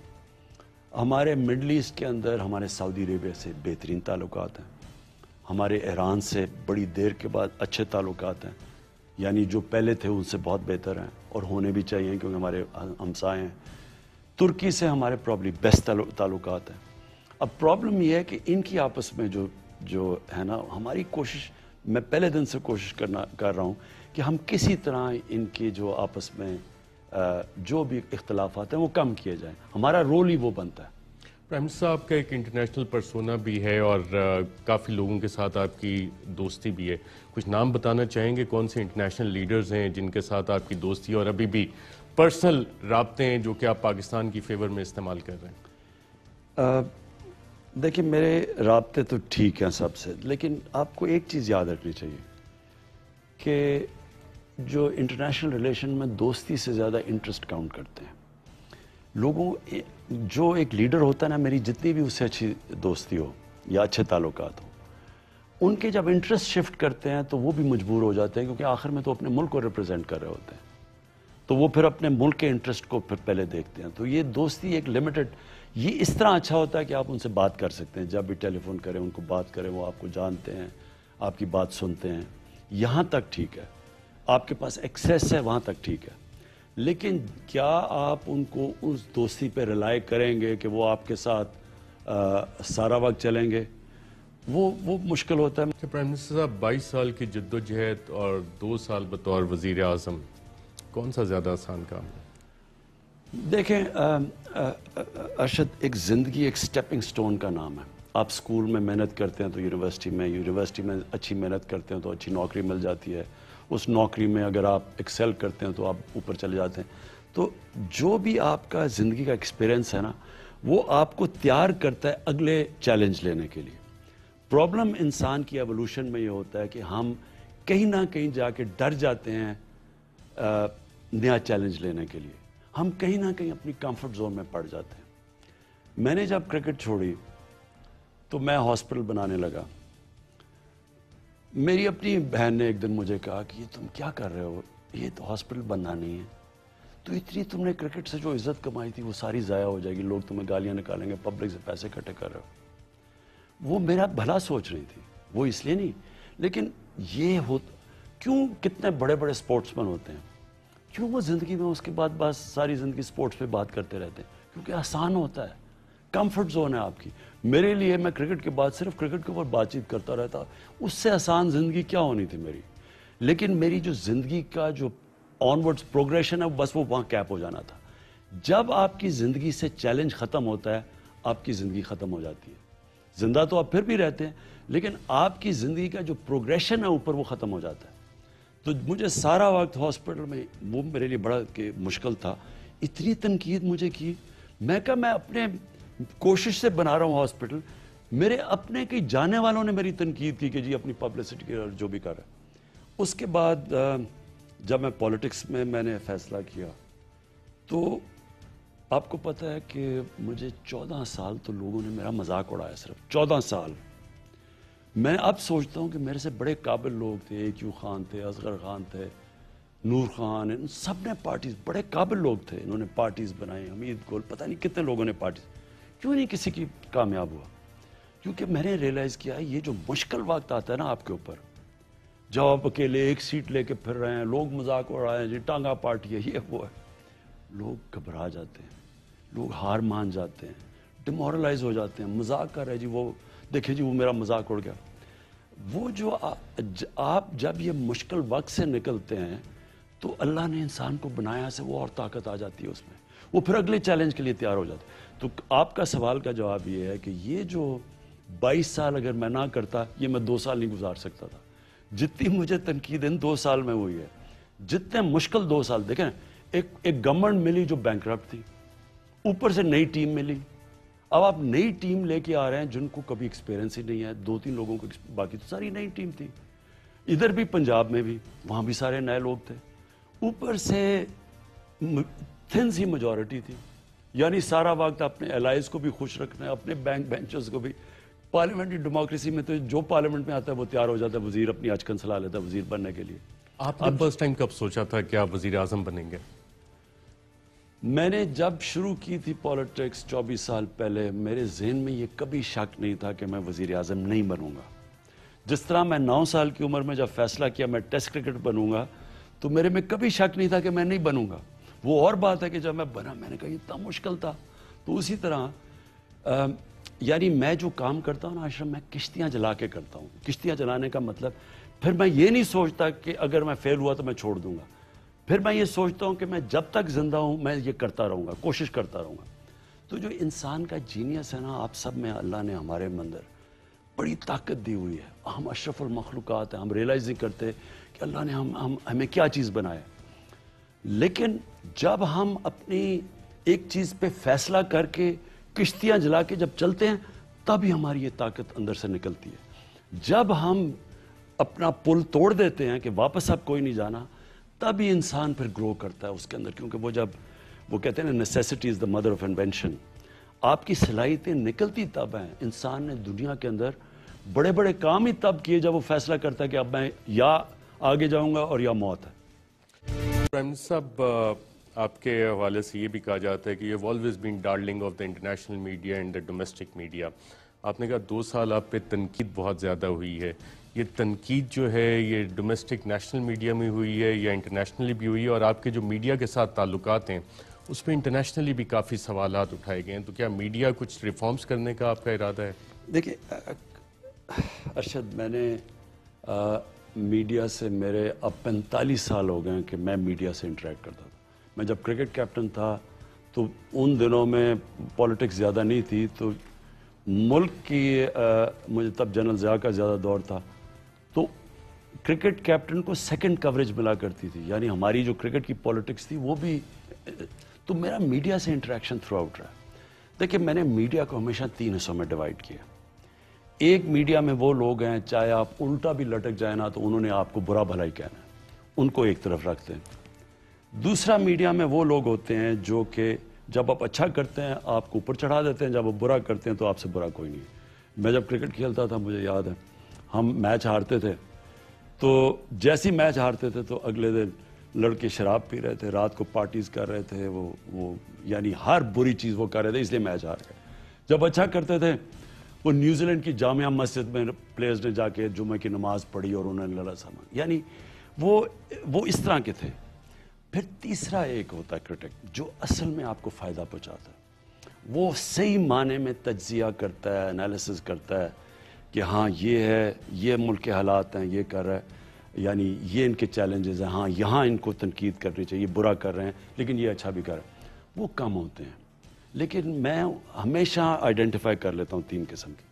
میں کبھی میڈیا کی تنقید سے نہیں ڈرا، کیونکہ میں تو عادی ہوں، کیونکہ میرے خیال میں عزت اور ٹیم ڈرتی ہے۔ پہلے میں یہ واضح کر دوں، اس کے پیچھے یہ ہے کہ جب آپ کے ایمان کا حصہ ہے کہ عزت اللہ سے دیتا ہے اور کوئی آپ کو ذلیل نہیں کر سکتا آپ کے اعمال اور اس کی پرمیشن کے بغیر، تو آپ آزاد ہو جاتے ہیں اس سے، اور کسی کو اتنی تنقید نہیں ہوئی جتنے مجھے ہوئی ہے دنیا میں، زندگی میں، کیونکہ جب جتنا آپ اوپر جاتے ہیں تو ایک اچھا ایک لوگوں کو خوشی ہوتی ہے آپ کو نیچے کھینچ کے، وہ ہمیشہ یہ ہر سیلیبریٹی سے ہوتا ہے، تو لیکن وہ آپ پھر اس کو سمجھ آتے ہیں۔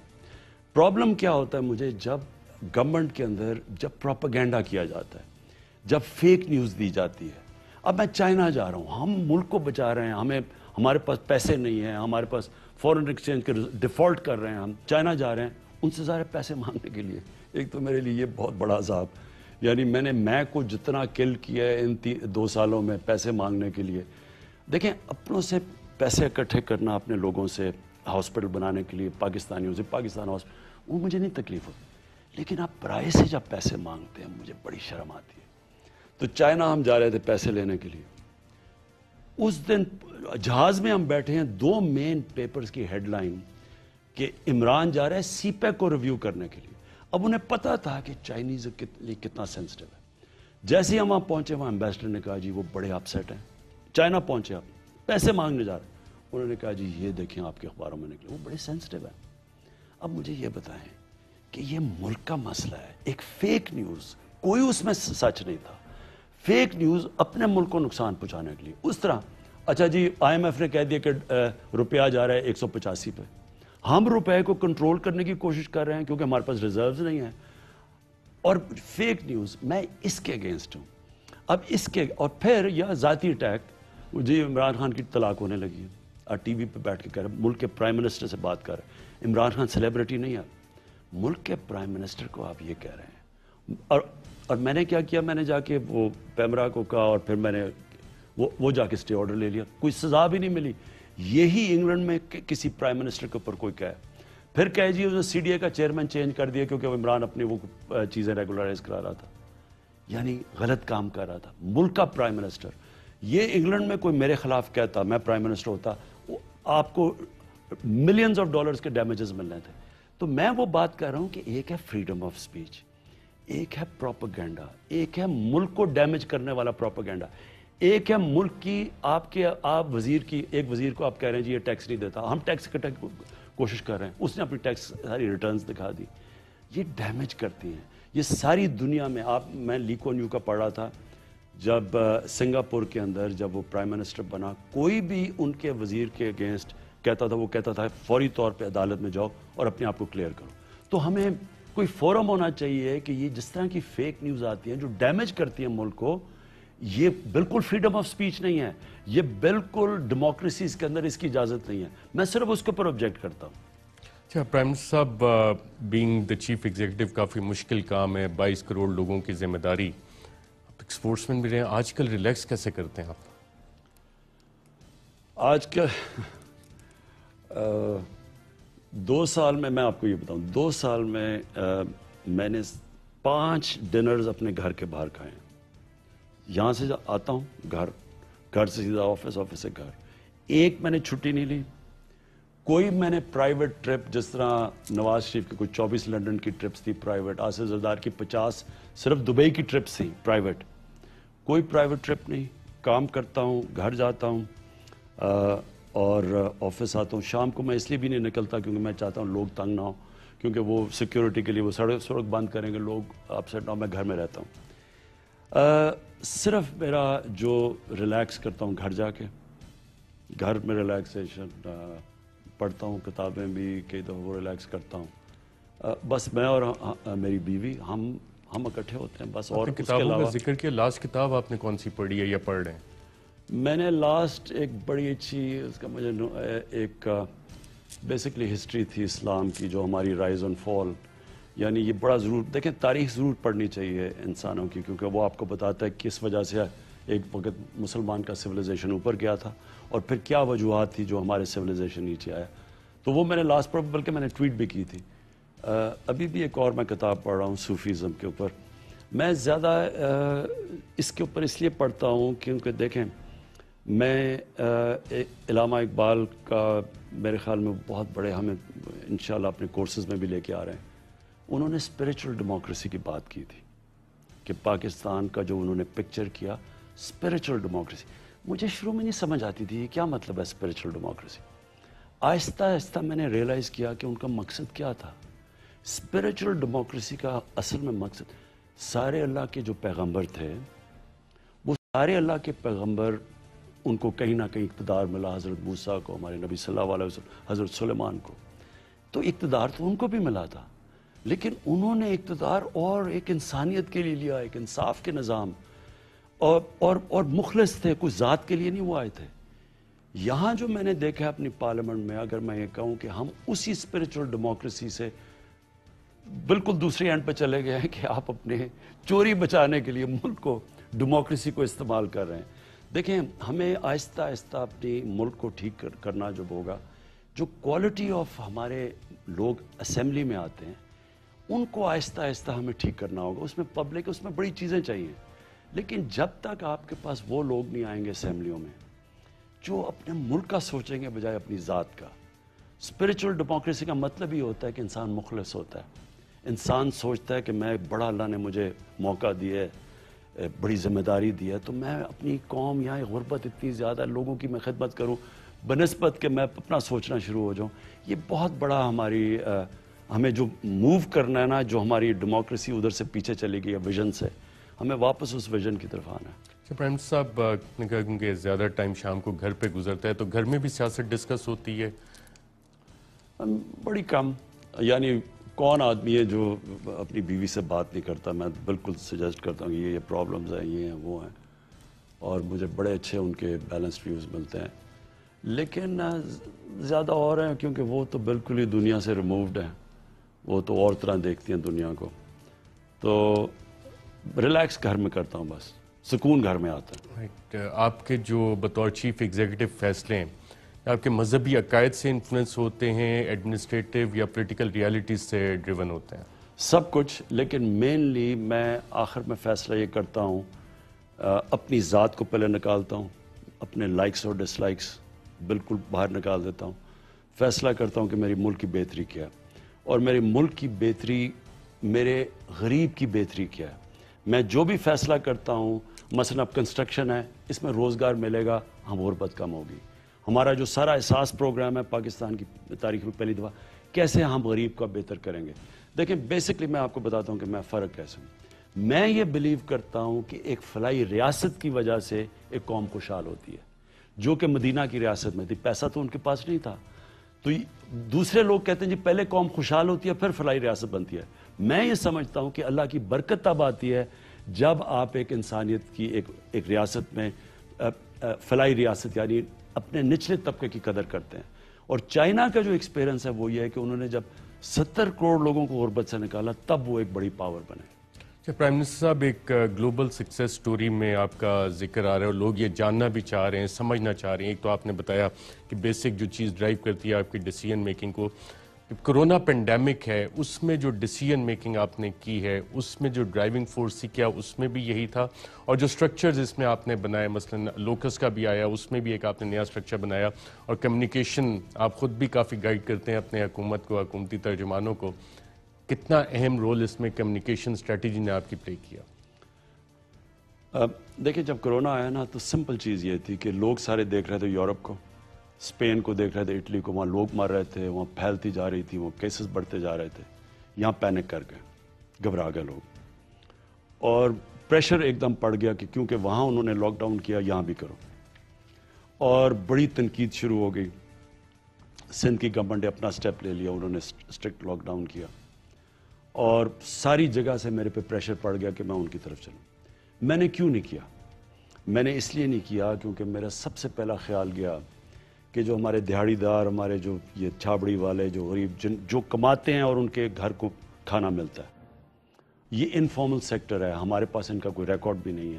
مثلا امریکہ کے اندر تو ان کا سارا رجسٹرڈ لیبر ہے، انہوں نے تو سیدھے جو رجسٹرڈ لیبر تھا ان کو بینکوں میں پیسے ڈال دیے، ہمارے پاس تو 80% ان رجسٹرڈ ہے۔ تو مجھے ایک دم سوچ آیا کہ ہم ان کا کیا کریں گے۔ اب ایلیٹسٹ جو ہماری سوچ تھی وہ ساری کہہ رہی تھی کیونکہ وہاں ہے تو بند کرو۔ اب میں گلبرگ، میں بڑے بڑے E7، ہم اپنے میں بنی گالا، میں زمان، ہمارے لیے تو کوئی پرابلم ہی نہیں تھا اگر ہم لاک ڈاؤن ہو جاتے، بلکہ گورنمنٹ سرونٹس کو تنخواہیں بھی مل رہی تھی آرام۔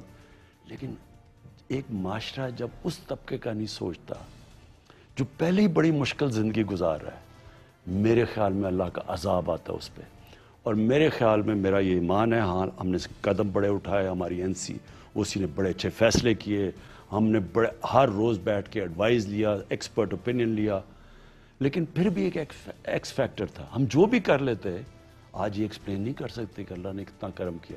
میرے خیال میں اللہ کی برکت آتی ہے جب آپ ایک عام آدمی کی زندگی بہتر کرتے ہیں, جب وہ دعا آپ کو دیتا ہے اللہ اس کی دعا زیادہ سنتا ہے. ہم نے احساس پروگرام میں ریکارڈ ٹائم میں اتنا زیادہ کیش, میرے خیال میں تقریباً 1.5 کروڑ لوگوں کو, فیملیز کو ہم نے تقریباً 200 ارب روپیہ کیش ٹرانسفر, کوئی فرق نہیں تھا کون سی پارٹی کدھر.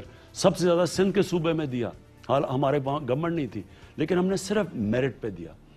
میرے خیال میں ہم نے جو غریبوں کا دھیان, اور جلدی سے اکانومی کھول دی, کنسٹرکشن کھول دی, جو ہم نے ان کا سوچا, ہمارے ملک میں اللہ کی برکت آئی, ہمارے ساتھ والے ملک میں ہندوستان میں تباہی آئی.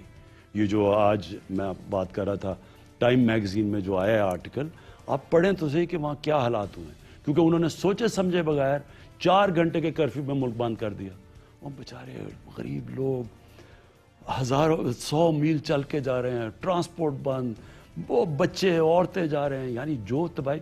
اس کے لیے ان کے ذرا آپ حالات دیکھیں, کیسز بھی بڑھ رہے ہیں اور اوپر سے غربت بھی بڑھ گئی. اچھا پرائم منسٹر صاحب, بطور چیف ایگزیکٹو جب آپ ڈیسیژنز لیتے ہیں تو اس میں آپ سمریز پڑھتے ہیں یا آپ کے مشیر وزراء آپ کو بتاتے ہیں, اس بیسس پہ ڈیسیژنز لیتے ہیں, یا کوئی ایسا بھی کیس 2 سال میں ہوا جس میں آپ نے پوری فائل منگوا کے پڑھی ہو, یا کہ انٹیلیجنس رپورٹس پہ انحصار کرتے ہیں؟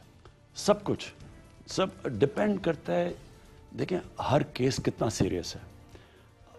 ایک گورنمنٹ کے اندر آپ کو پرائرٹائز کرنا پڑتا ہے. میں جب صبح اٹھتا تھا نا, یہ اب کی میں بات نہیں کر رہا, جب میں پاور میں آیا تو صبح اٹھتا تھا, اتنے زیادہ مسئلے تھے, تو میں سوچتا تھا کہ کون سے کو نمبر 1 پرائرٹی, پھر نمبر 2, پھر نمبر 3, کون سے میں نے کوئی بھی.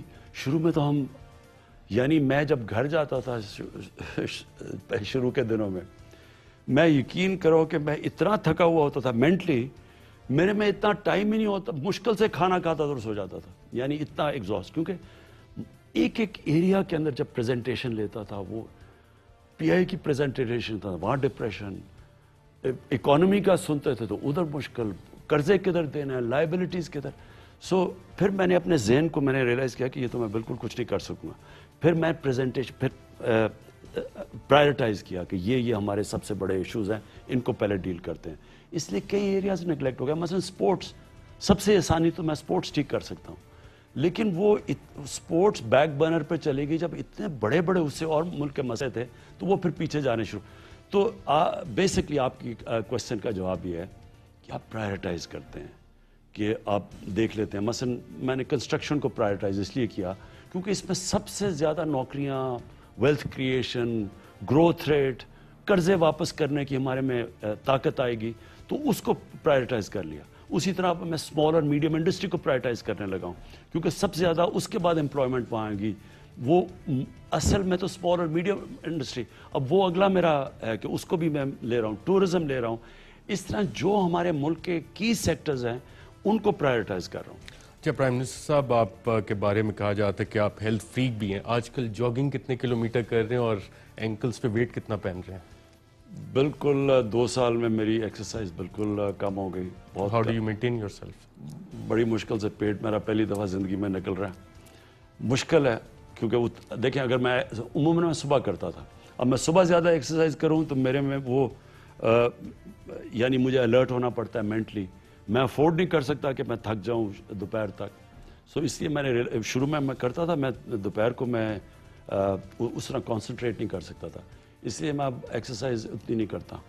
اچھا پرائم منسٹر صاحب, آپ نے پوری قوم کو کہا ہے کہ گھبرانا نہیں. 2 سال ہم یہی سنتے رہے, کب تک قوم گھبرائے نہ؟ میں پی ایم ہاؤس آ رہا تھا آج, تو یہیں پہ پی ایم ہاؤس میں کس نے کہا یہ پرائم منسٹر صاحب سے ضرور پوچھیے گا. دیکھیں, ایک قوم کو فیصلہ کرنا ہوتا ہے کہ کیا ہم کس طرح کی قوم بننا چاہتے ہیں. کیا ہمیں خوددار قوم, ایک عظیم قوم بننا چاہتے ہیں, یا ہم اسی طرح رینا 20 دفعہ تو آئی ایم ایف کے پاس چلے گئے ہیں. کیوں جاتے ہیں آئی ایم ایف کے پاس؟ ہم بینکرپٹ ہو جاتے ہیں.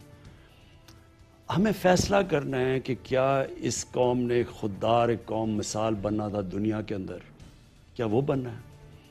کبھی بھی جب آپ کو وہ بڑا, جتنا آپ اوپر جانا چاہتے ہیں, میں اگر بڑا کھلاڑی بننا چاہتا تھا, میں سب سے زیادہ محنت کرتا تھا. یعنی باقی کھلاڑیوں کی اور رجیم تھی, میری سب سے زیادہ میرا ورک آؤٹ سب سے زیادہ تھا, میری ڈیڈیکیشن پریکٹس سب سے زیادہ تھی. تو کوئی آپ کیا سمجھتے ہیں کہ ہم ایک بینکرپٹ اکانومی سے ایک دم کوئی بڑی قوم بن جائیں گے محنت اور مشکل کے بغیر؟ کیا کوئی کبھی ہوا ایسا؟ یہ خوابوں میں تو شاید ہو سکے, فیری ٹیلز میں. ریئل لائف میں تو آپ کو ساروں کو ایک گرائنڈ سے گزرنا پڑتا ہے. میں قوم کو میں نے ساری زندگی سٹرگل کیا ہے, قوم کو ایک سٹرگل سے گزاروں گا. لیکن قوم اگر یہ سٹرگل کرے گی اور اگر وہ یہ سمجھے گی کہ ہم نے ایک باہر ہمارے ہرے پاسپورٹ کی عزت ہو, تو آپ کو کوئی بھی یہ نہیں سمجھے کہ بیٹھے بیٹھے ہو. آپ اگر امتحان پاس کرنا ہے تو اگر آپ نے ٹاپ کرنا ہے تو آپ محنت نہیں کریں گے, کتنی قربانی دینی پڑتی ہے. کوئی ہوتا ہے کہ بیٹھے بیٹھے امتحان کے لیے کام نہ کرو فرسٹ آ جائے. جب ایک نیچے گری ہوئی ہے قوم, ایک ادارہ ہمارا مقروض ہے, ایک ادارہ تباہ کیا ہوا ہے, لوگ بھرے ہوئے ہیں, پینشنز اتنی بڑھا دی ہیں اتنے لوگوں کو بھرتی کر کے کہ پینشنز ہی لے بیٹھی ہیں ملک کو. تو اس ملک سے نکلنے کے لیے ہم سب کو, مجھے نہیں, ہماری ساری قوم کو مل کے محنت کرنی پڑے گی, سب کو فیصلہ کرنا پڑے گا. اور میں آپ کو یقین دوں, جس دن یہ قوم فیصلہ کر گئی کہ ہم نے ٹیکس دینا ہے, اب دنیا میں سب سے آپ ٹیکس دیں اور کہیں گے جی ہمیں ہاسپٹل بھی اچھے چاہیے, ہمیں اسکول بھی اچھے چاہیے, اب کیسے ہوں گے؟ اب ٹیکس ہی نہیں دیتے. تو جب قوم فیصلہ کر لے گی, اور انشاءاللہ میرا ایمان ہے کہ آہستہ آہستہ یہ قوم اس پر آئے گی. مدینہ کی ریاست بھی پہلی دن نہیں بنی تھی, نبی صلی اللہ علیہ وسلم نے ان کی تربیت کی تھی. 5 سال تو وہ خطرے میں رہے تھے, جنگ احد اور جنگ خندق کے اندر امت خطرے میں تھی, لیکن اس کے بعد دنیا کی تاریخ بدل دی.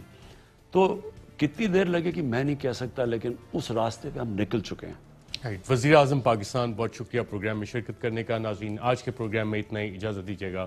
اللہ